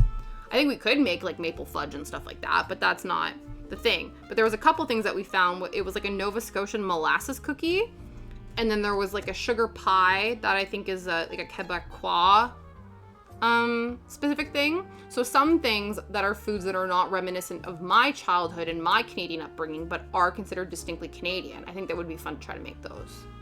Even though I personally have no sentimental, familial attachment to those particular foods. I think it would be cool to do that. All right. Let me just figure out where we're at. Okay. Cool.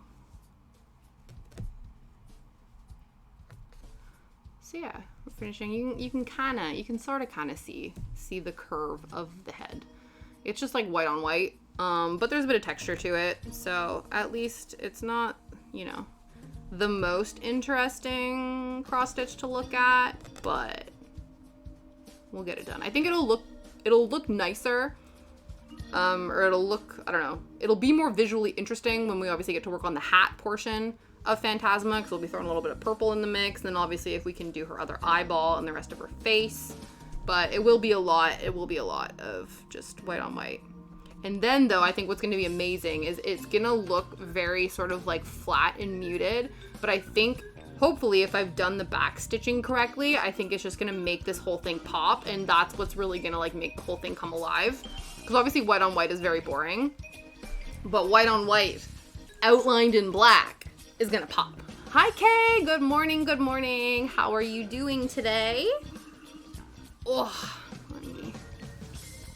Let me also, actually, while we are here, start a new goal.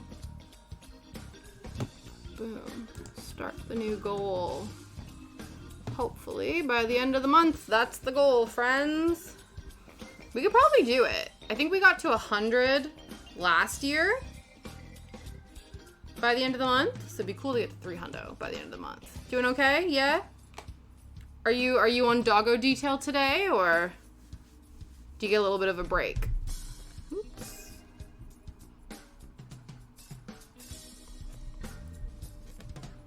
I'm like, these doggos' feet are just all up in my business. Yeah, your feet are all up in my business, sir.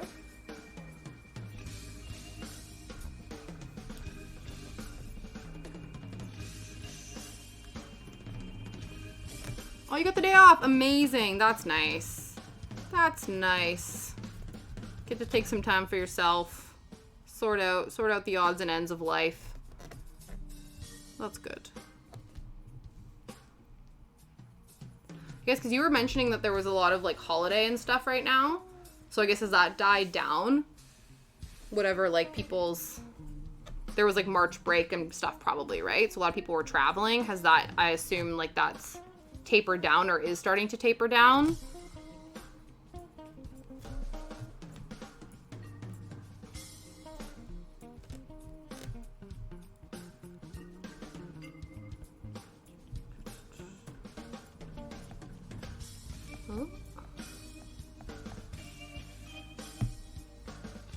Oh. Got to be cozy make. Ooh, that sounds nice.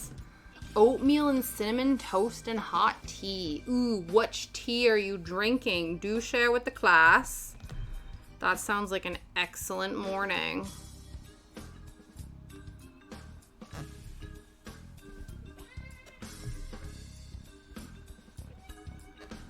Yes, okay, yeah. Living the dream, Kay.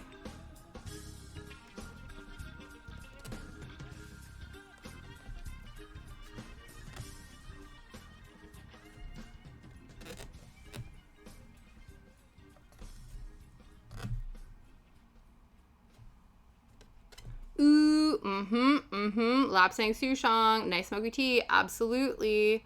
You're having rainy mornings as well. It's so funny. We're having really nice sunny mornings that then just divulge. I don't even know if I'm using that word correctly, but they just descend, I don't know, into chaos by the afternoon. So it was so nice and bright and sunny out this morning. It was a bit windy, but you know, whatever. And then it was like gray clouds and then sun again and then torrential rain and then clouds and then hail for like 2 minutes and then sun again. So Mother Nature be drunk. She needs to sort herself out. She's going through it. She needs to figure herself out because she's a mess right now. I'm like, Mother Nature, we love you, but girl, you need to sort yourself out. Truly.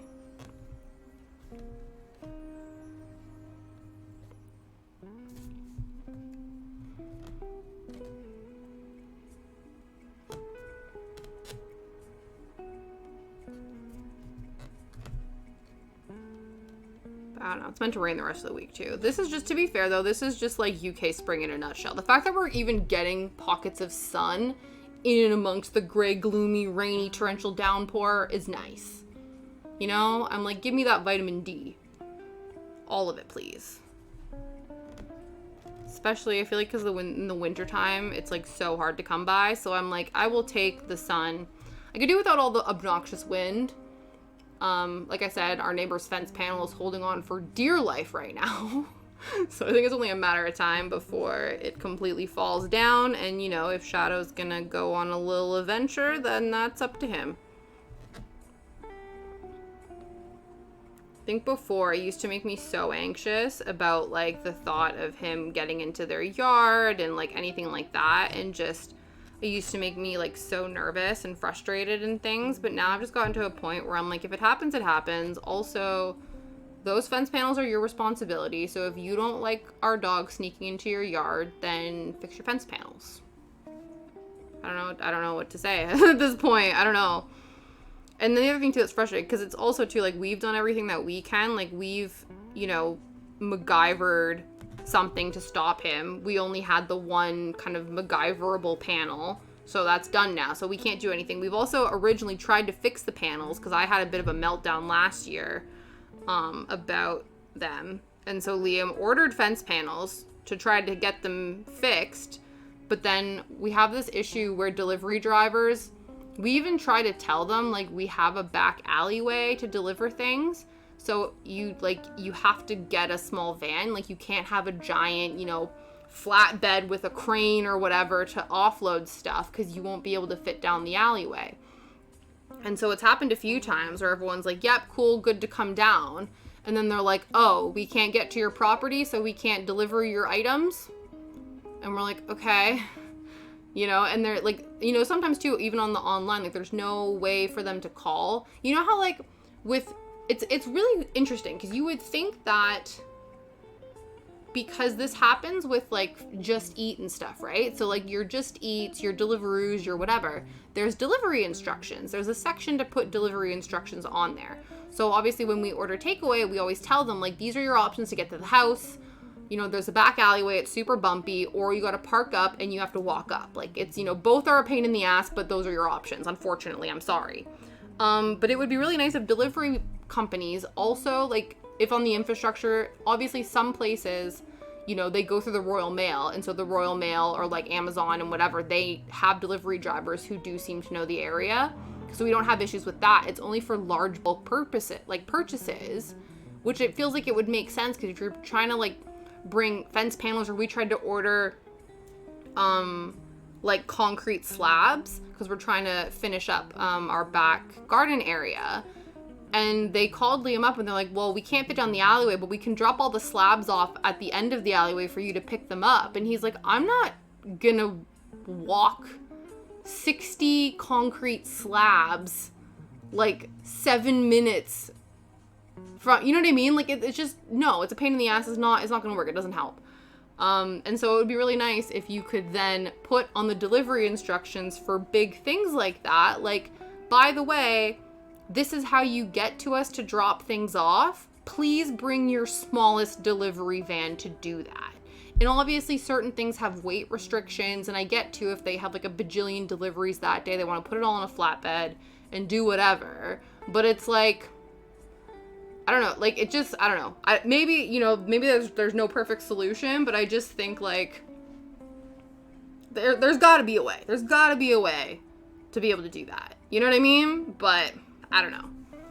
Because, yeah, I think obviously if people have a lot of deliveries, then it's difficult. But then it's also like, okay, if your delivery is a few, like, appliances or whatever, like, you know, people have moved with, like, SUVs and stuff. So I do think as long as it's not, yeah, I get 60 concrete slabs, probably don't want to fit it in a truck with a bunch of other deliveries. I get that. But, like, there's got to be something. There's got to be some way. I don't know. But anyway, so, again, we tried to do that, but then...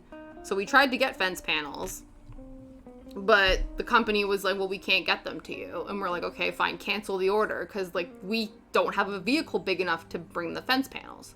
So basically what I'm saying is, like, we've done everything we can do. We tried to fix them, even though they're technically not our responsibility. We've MacGyvered as a way to try to keep shadow out of their yard, you know? And so now it's coming to the point where it's like, well, we can't do any more, you know, unfortunately.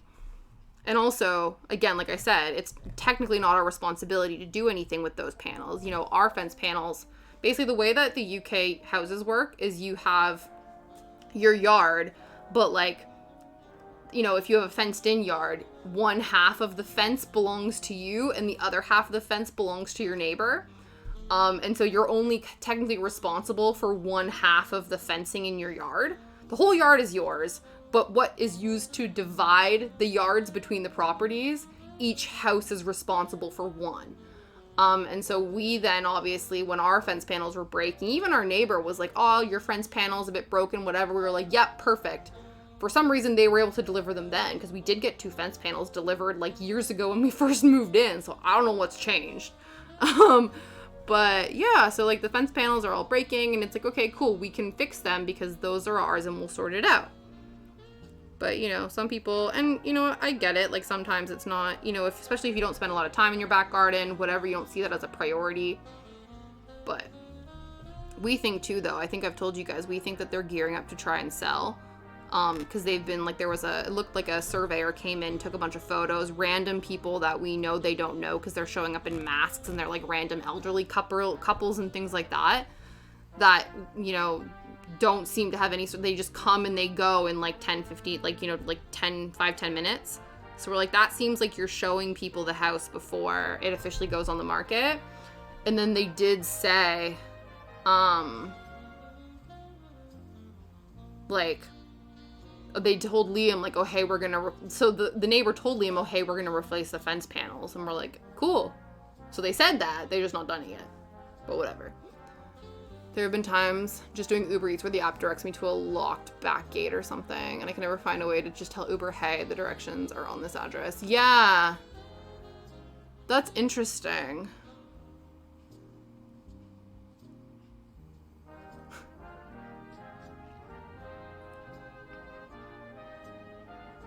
Yeah, well, and that's the thing, too, that's really difficult about our place as well, and that's why we have to put specific instructions, because if you put like our postcode and our address, you end up on the highway, because we're literally like, our house, the technical street name is actually the highway, and then we're on like a little alleyway sort of off to the side. So regular cars can't park on the highway. There's like loading zones and delivery zones and stuff.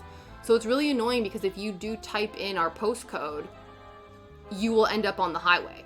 And so we have to say, you have to type in the name of this street, which is not our street, but it's a different street, that then it will then direct you to the edge of this road that then allows you to get to us. So it's really annoying, because we were having issues with that too, where I think I told you guys before that Liam and I signed up for this, like when COVID was like real real kicking up and stuff, we signed up for this study. It was like a research study that somebody would come like every 6 weeks or whatever and give us tests and, you know, record it and, you know, take whatever, you know, that kind of thing.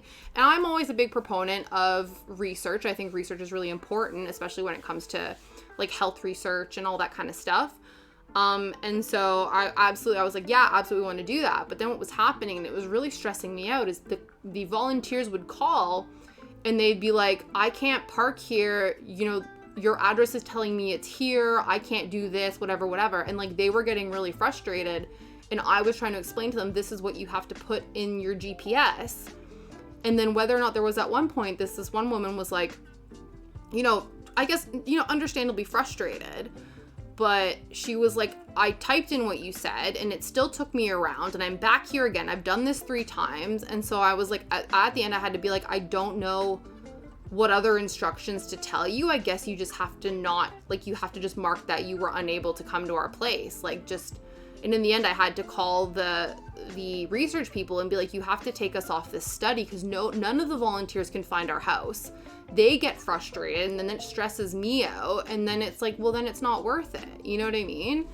So it's really frustrating that, yeah, then it's hard because you have to be like, okay, this is what it is. But obviously, again, like, I don't know if Google Maps has to update their shit or something. Like, there's obviously something with the GPSs and things where they need to change or update the names or something, or at least give an option to put in an alternate address. You're like, this is my physical address, but you get to my address via a different address, which is so dumb. Like, it's stupid that that's the case, but I don't know why. I have no idea why it does that, but it's frustrating. Yeah, it does. It totally sucks. But then, like I said, that's why it's really good, because the Uber Eats, you know, or Just Eats will then have those instructions.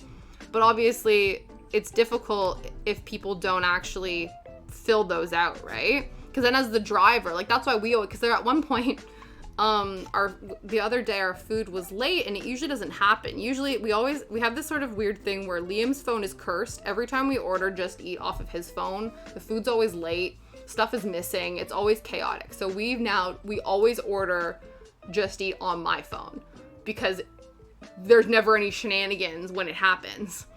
But then the other day we did order off my phone, but then our food was late, and we're like, that's really weird. That never like really happens. And we're like, oh shit, now both our phones are compromised. This isn't good. So I ended up calling the restaurant, because after a certain point, if the Just Eat app tells you, oh, your food should be delivered between this time and this time, once that time passes, the app automatically goes, okay, enjoy your food. And then you go, but my food's not here yet, so I don't know. But it gives you the option to call the restaurant. So I called the restaurant, and I was like, oh, hey, like, the food said it would be here on this time, just seeing what's happening. And she said, well, yeah, our delivery guy, like, followed your instructions and, you know, came up and was ready. You know, basically we have this thing where you park on this side street and you walk up. So he parks at the side street, and the restaurant guy was like, well, he's parked up, but he doesn't know if he's meant to turn left or turn right to walk up this street. And so he just didn't, I guess. And I guess, to be fair, you know, theoretically he could have started walking and eventually would realize, oh, the number signs go up or the number signs go down. But he basically got to the end of this dead end, knew he had to get up and walk up the road, but he didn't know which one he was supposed to do. So I think he just went back to the restaurant, or he just like waited there.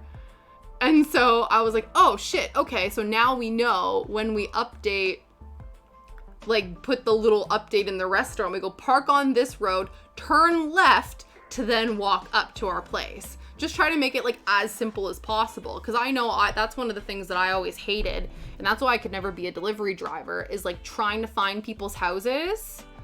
Yeah, well, I guess he didn't even decide, you know what I mean? Like, he didn't even try to like pick one.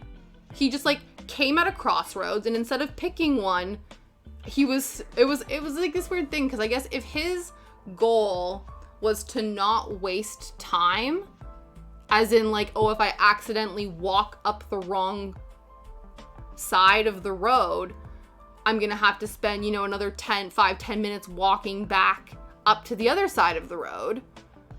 Instead, he just stood there and didn't do the thing. And then it was like, yeah, I guess in his, you know, for him, I guess if he doesn't want to, you know, get his step count up, maybe he's like, oh, I can't be asked to put the legwork in. But yeah, I wouldn't even think like, okay, walk to the first 2 houses, see if they go up or down, go, well, that's not the house number. It's obviously this one. So you're right. It definitely could have not been, but now we know that there are people out there who will just stand at the crossroads and not make a decision. So now we've handheld them to be like, the decision is left. You know what I mean? So I don't know. Like, I get if neighborhoods are being built so fast. I'm asking. Yeah, I wonder if, which is kind of strange to me, because it's not like the roads aren't on Google Maps. Even our alleyway is actually represented on Google Maps. It's just weird that the point that it pins is on the road. Because I guess technically that is the road. Our front yard is a walkway and then that road. So I guess on a technicality standpoint, that is technically the road. But it's like from a logical standpoint, it's like that doesn't make sense. It's almost like they need to have an option that it's like, okay, this is the road, like this is the point, but half, like part of that is walking. You know what I mean? Like there needs to be, because I think what happens is the driving, it's like the Google Maps is obviously fueled by your ability to drive from point A to point B. So they want to give you a point that you can literally drive up to. But obviously you can't do that with where we live. So they almost have to give you the option of like, you drive to here and then it turns into the little footpath. Kind of like when you do the transit option, it'll be like, take the train, then take the bus, then take the tube. It can make those transitions or those transfers with those. Or even actually too, they give you the walk option. They go, you got to walk here to this bus stop and then take this bus.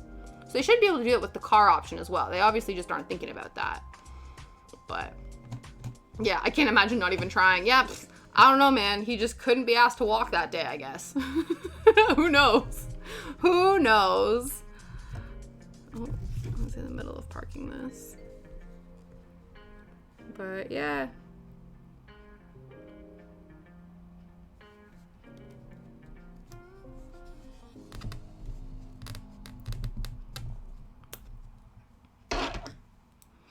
But yeah, that's always the thing too. I actually have, oh, thanks Shadow. Thank you, sir.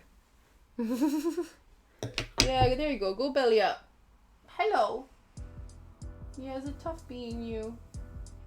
Yeah, it's tough being a dog, isn't it? Can you even see he's sort of, no, he's just excited. Yeah, just your junk's in the frame. Excellent, Shadow. Good job.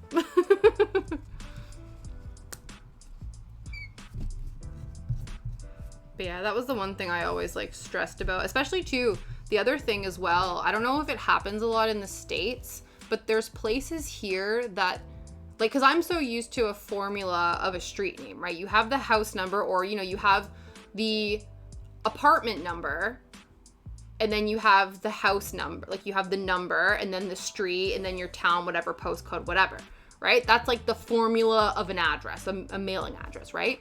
But every once in a while, you come across an address here where there's no numbers or street names. It's a name of a house.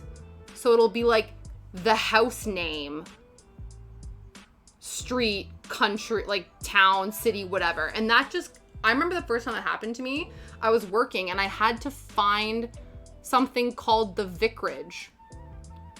And I was like, I don't understand what this is. And then obviously I realized in a lot of these small towns, there's literally like a vicar, like the priest or the person, and they then move to these different parishes to become the vicar of that local place's church, and they live in a house literally called the vicarage.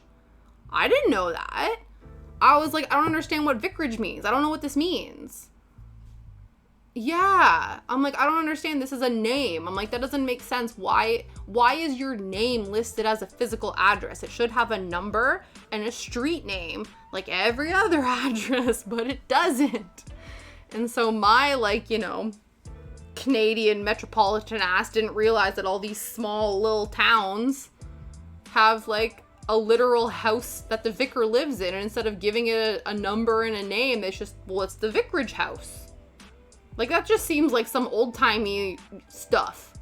And I guess it is in a way, and they've just never modernized it, which is fine. But yeah, I was so confused that day. I was very confused that day.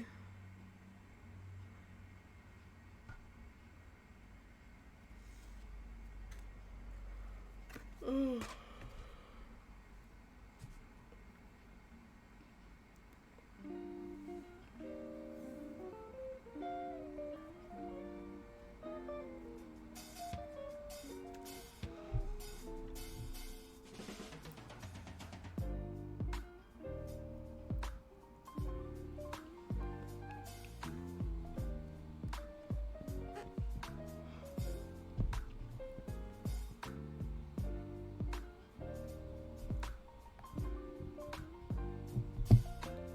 Alright, it be 5 o'clock. So we are going to cut stream a little early today just because I want enough time to get ready to go to the places we got to go. But we're here for another like half hour. We'll see how much we can get done. If we can get the rest of this curve of the head done, I will consider that a win. We're almost there. We're making good progress. I know it doesn't seem like it because we've literally just been, you know, stitching white for 2 hours, but I promise you, we're making good progress. We are making excellent progress.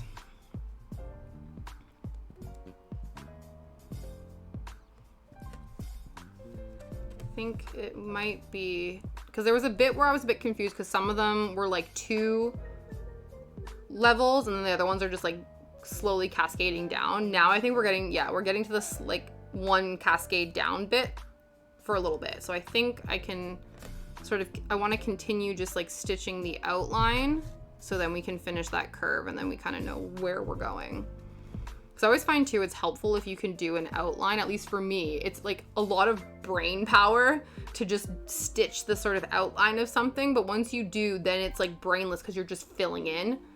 It's just like you're coloring in. You sort of do an outline and then you just basically color by stitching. And I find that a lot a lot more mindless and just easier to just like crack on and do. Because, you know, the thing with cross stitches, there's a lot of counting. It's almost like, you know, when you have to, what is it with like woodworking? It's always like measure twice, cut once. I always find with cross stitch, it's like count like 5 times, stitch once, or else you're frogging. But yeah, so it's like I'm gonna use my brain power to make sure I've counted all these stitches, and then it's like, yeah, let's just fill it in. So that's what I want to do now with this. At least like the head portion. I'm not really concerned about the arm. I guess we can, I don't know. I'm like, do I want to try to fit the arm in? Not really, because I think I will have to move the hoop, and I don't really want to do that. So we'll definitely just do the thing though. Yeah, yeah, that's true. That's true. Especially when it's a big project, when you're filling in with the same color. I know sometimes as long as my stitches are in the same direction, because I've made that mistake before, I've learned now that as long as all your stitches are going in the same direction, you can just like switch directions of when you're stitching. That's what I do sometimes. I'm like, oh, I'm really bored of just going up and down. Let's go this way for a bit. Okay, let's go back this way. Let's do some diagonals. Like, let's, you know, you try to create more fun in that respect by switching up the direction of where you're stitching to, but as long as the stitches are always like, you know, the first stitch is always going to the left or going to the right, then it's like you can just do whatever. But yeah, definitely I've noticed, because I've noticed I've only ever done it once, where I've stitched things in like color order. Usually what happens is I start from the center and I work out. So obviously whatever colors are in that section, that's what I'll do. Whereas I see a lot of people where they'll do like all of the black work and then do all the colors, or be like, I'm only going to do this color and the whole cross stitch I'll do that color and then switch. And I think it's really cool, like for progress pictures, I think it's really cool when you can see like one color and then the next slowly get added. I think that looks really cool progress shot wise. But in terms of like enjoyment of the stitching, I find that if I were to do a big project like that, I would get very bored. Because sometimes the fun is getting to finally switch another color. Or else, yeah, like you have to find different things, especially depending on when how big the project is. It can get, like you said, there's that fine line between like mindless, as in you can, do other things. Like I can chat with you guys, we can do whatever, and I'm still able to keep track of what I'm doing with the cross stitch. But then there's also, like you said, that fine line where it becomes so mindless that it's boring. And you're like, I just can't be asked. I'm like, I don't wanna, So.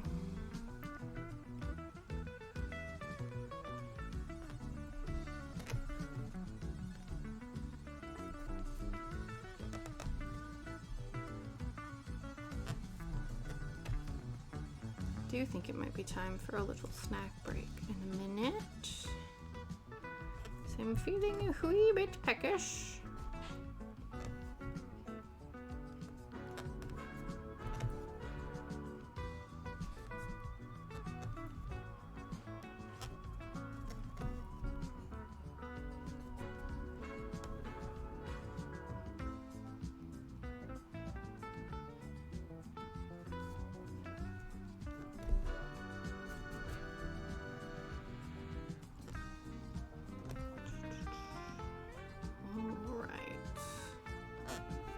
So this is the last of our like double stitching. I mean that like stitching 2 lines before we drop down to the next one. So now these are like one after the other.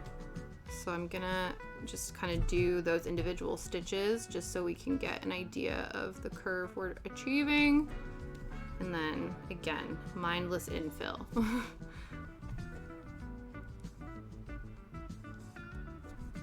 But it will just require a little bit more brain capacity for me. Luckily the sun is still up, so I think I still have enough processing power in my head to do this.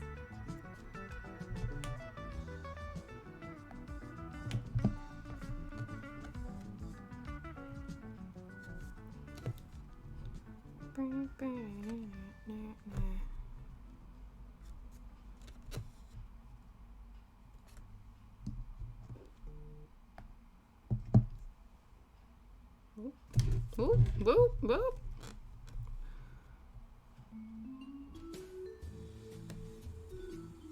So we're doing 1, 2, 3, 4, 5. Okay. So we've done 1, 2, 3.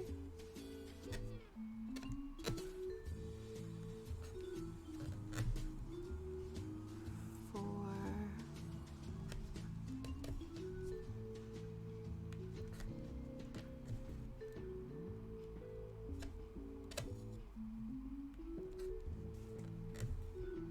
1, 2, 3, 4, and 5.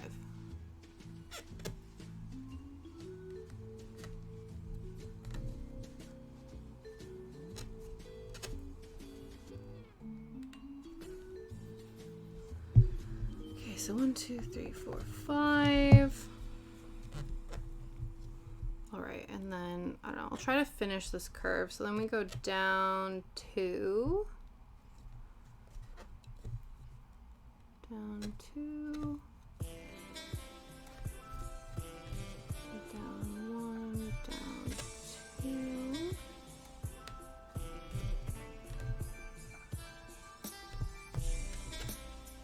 and then we move over to the next one over here, which then goes down another 2. So at least this is still, it's still relatively uniform because it's meant to be sort of symmetrical. So there is going to be a little bit of uniformity to this.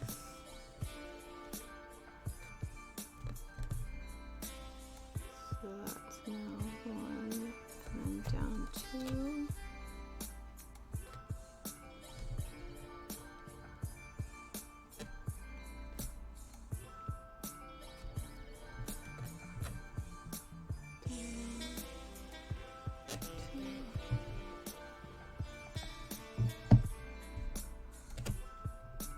I think we will just, again, get to that curve before we then move up into the hand, and then that will be a nice section to infill.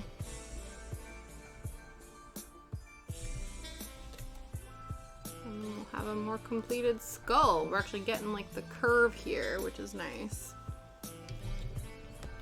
Not that you can, I don't know, you can kind of see, I think especially doing these like few little stitches, and like you guys can sort of see the texture on the white on white when there's like a cluster of them, but I think these like little one-off stitches are a bit few and far between for your eyeballs.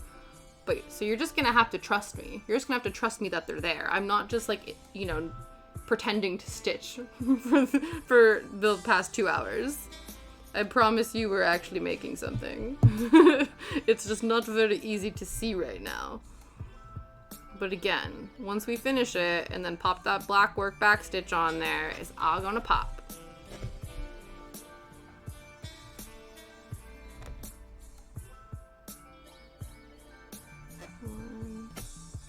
One, 2, 3 again.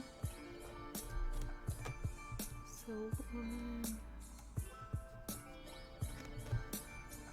2.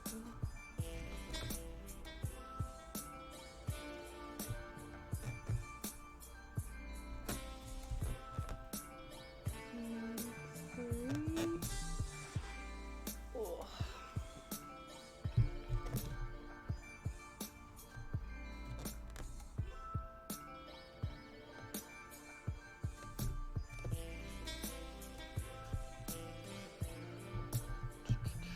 One, 2, 3. 1, 2, 3. 1, 2, 3. And then another.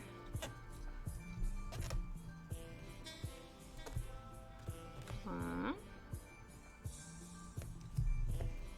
2. Nope, that's 1 and that's half. That's 1. This is now 1.5. And this is 2. That's it. Okay. 2 and then 3.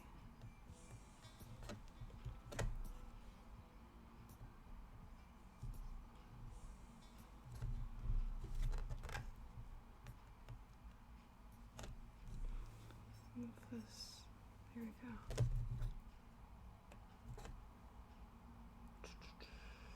Yeah, 1, 2, 3.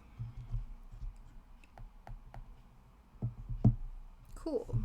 And then actually we can probably, so this, I'll just put 1 here because this is starting where the arm is going to start moving up. Just so we know that.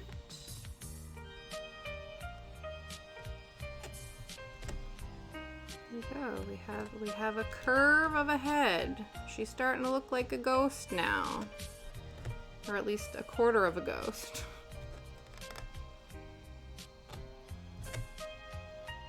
Alright, I'm just gonna half stitch the rest of this.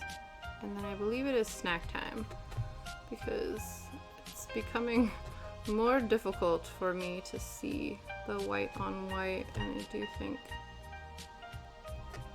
that a little granola bar power boost will help, hopefully.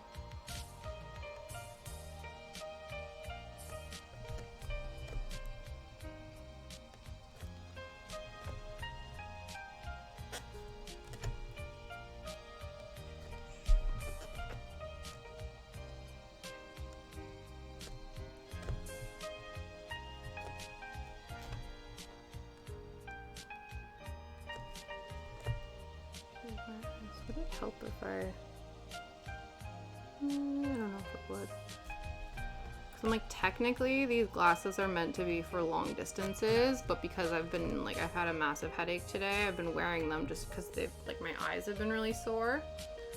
But I don't know if the fact that I'm wearing them to do a close-up thing is probably a good idea. But it's more just to help with my ability to focus. But maybe that's not helpful. But we'll figure that out after. first we need to have a snack break. Oh, timber. We'll see. Shadow usually likes to see if he can snag some. Maybe he'll be too tired to notice. Oh, I saw that head pop up. Hello. You on the struggle bus there. There you are.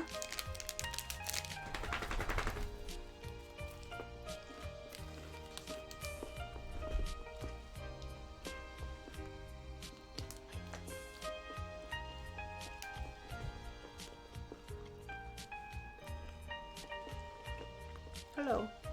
No, you can't have it. You need to wait. No. It's not for shadows.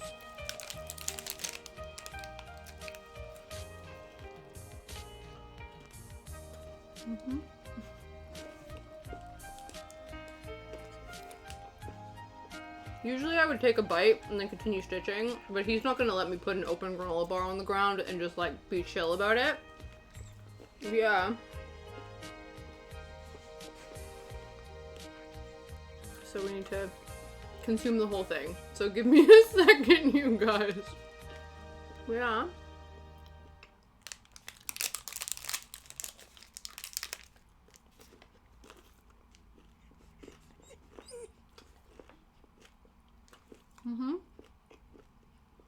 Your breath smells.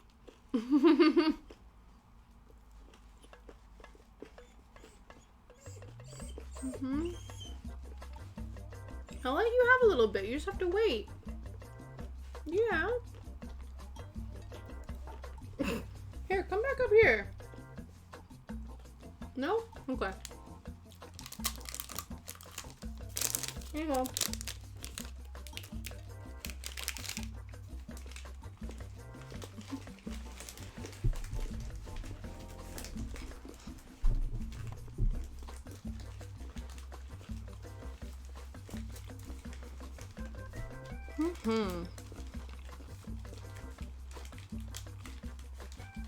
All right. I don't know if it makes a difference. No. There we go. Let's do... Actually, I probably shouldn't have half-stitched all this, because then it's going to be really weird when I full-stitch this. Unless we half-stitch the whole thing, and I have to remember that I've half-stitched it. There has been moments where I have half-stitched a bunch, and then I've gone to fill it in, and I always miss one.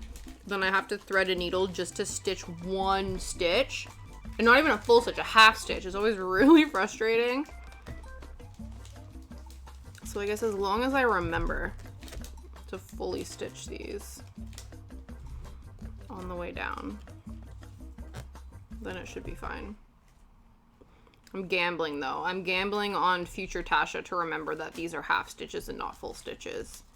I know you would think, obviously, because they do obviously look not like full stitches, but sometimes, especially again with this white on white, everything kind of blurs together and, you know, it doesn't seem logical, but it still happens.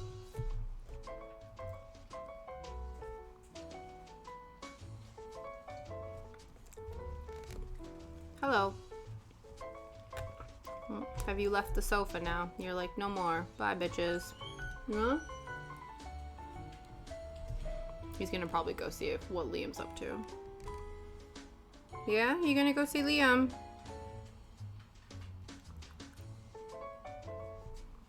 No? You can come back up here. You can do it. He's really particular because sometimes he'll want to get off the sofa and the side table will just be that little bit. He's fully capable of getting off, but he's like so cautious that he won't do it unless you like make it very obvious that he has enough room. I'm trying to think because I don't know if he's hurt himself off of this. Maybe. I think when he was a puppy, maybe he like rolled off the sofa and maybe hit himself on it, but I don't remember for him to be like so concerned about it. What's up, Shadow? Hello. What are you doing? Yeah, I see you. I see you whining, but I do not know what for. He's been like this pretty much on and off all day. We are, like, winding down anyway, but it would be nice to gear this up.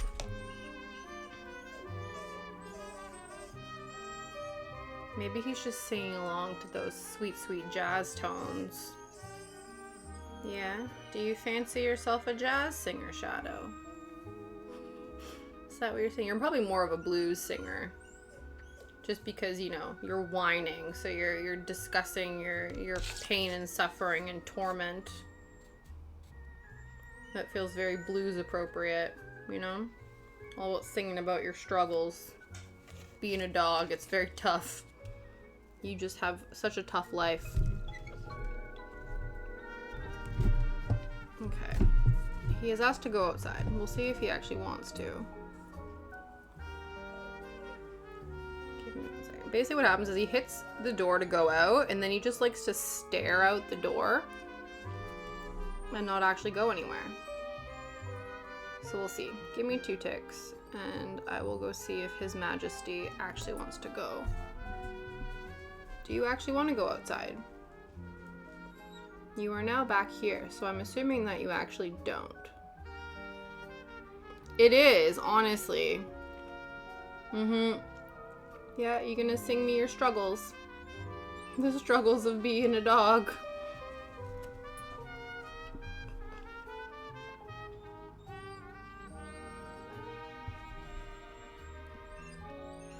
Yeah.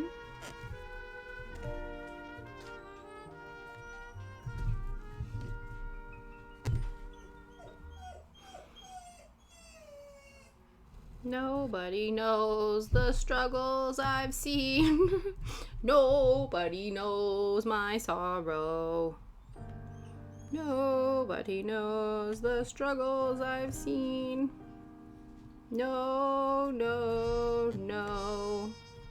Isn't that the song that, I don't know if this is like a niche deep cut, but I'm pretty sure that's the song that Mikey in Recess sings. Because everyone doesn't realize, they find out that there's like this person singing in the bathroom and they're like this amazing like tenor voice. And then they find out later that it's Mikey because he has like a high-pitched talking voice. I think that's the song he sings.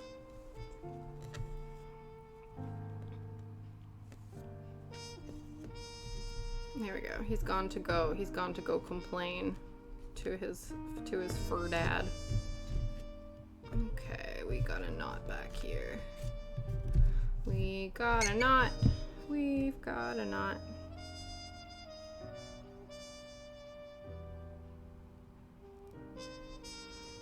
Alright, so I'll probably do a few more stitches. And then if anybody has any raid suggestions. That is true. He also does sing that. You're correct. You're correct. That also happens in The Lion King, doesn't it?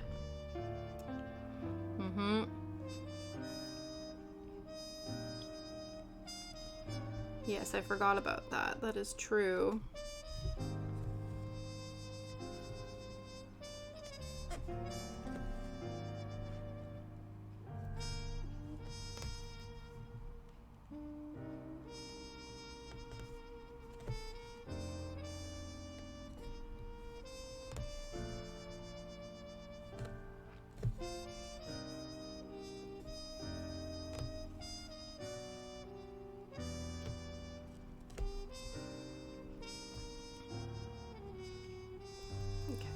Try to get a few more lines done. I think we go up here and then do a couple of these. I think that's where we will call it today. Like, depending on, we will be, again, Tuesday, Thursday, Friday, always. Depending on what we're doing on those days, that will fluctuate depending on what Liam's work schedule is like.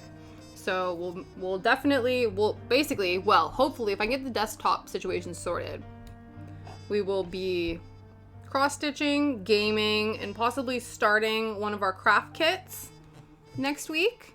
But again, the days with which those are happening, I'm not sure, but I think that's what the plan is. The plan are those 3 things. But where they fall within the Tuesday, Thursday, Friday schedule, we are unsure yet. But I will post the schedule.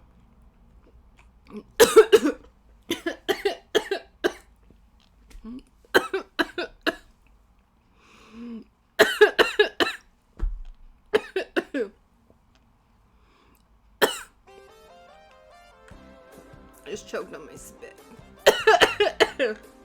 Woo-wee! Okay.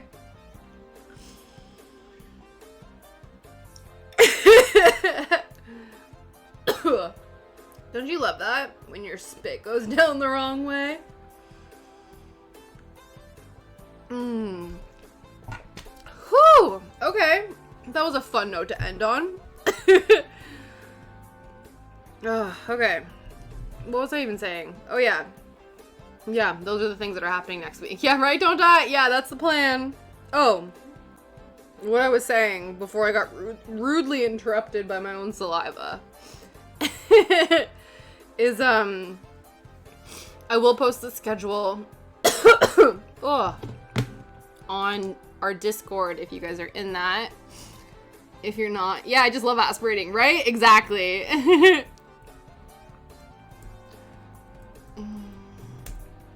Yeah, if you're not in the Discord, which you can be for a channel point redeem, you can follow me on Instagram if you want to know what the schedule is. Or if not, like I said, drop by Tuesday, Thursday, Friday, 3 p.m. UK time, GMT, and find out with your eyeballs what's going on, depending on what day it is. Okay, let's finish this row, and then we will see which of our friends is online, or if we have any new friends we want to visit, you guys can drop them in the chat. Let's see what's happening on a Friday.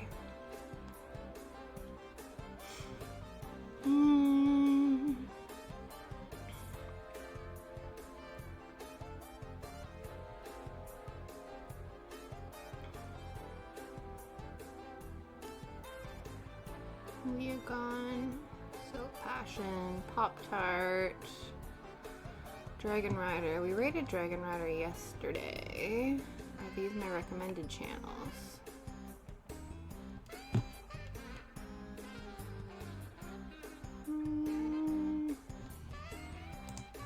Let's see what's recommended right now. I think we have seen some of these people before, so let's see if we have any.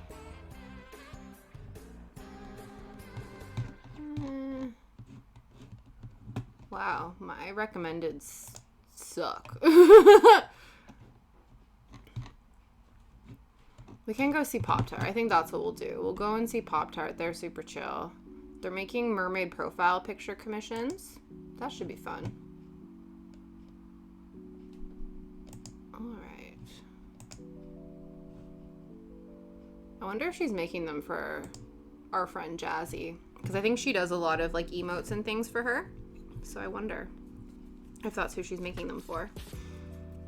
Alright, let's just pop this over here. Just want to finish this row. I just want to finish this row and then we will go and see her.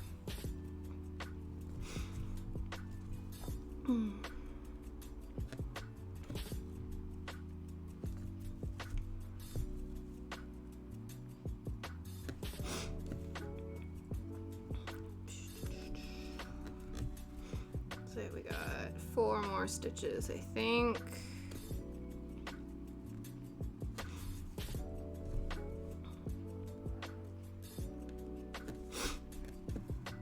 All right. Let me plug the raid message in, and then we will go and see Pop-Tart.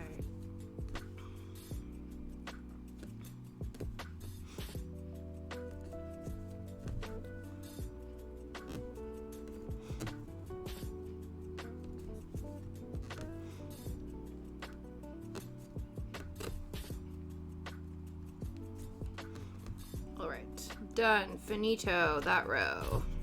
Alright, so here's where we're at. You can kind of see what we're doing. Kind of figure out what's going on. Alright, raid message.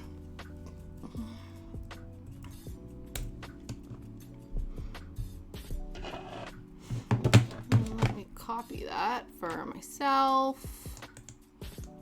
And then we're gonna go and raid Pop-Tart. And like I said, I will see you guys on Tuesday. Thanks for hanging out with me today.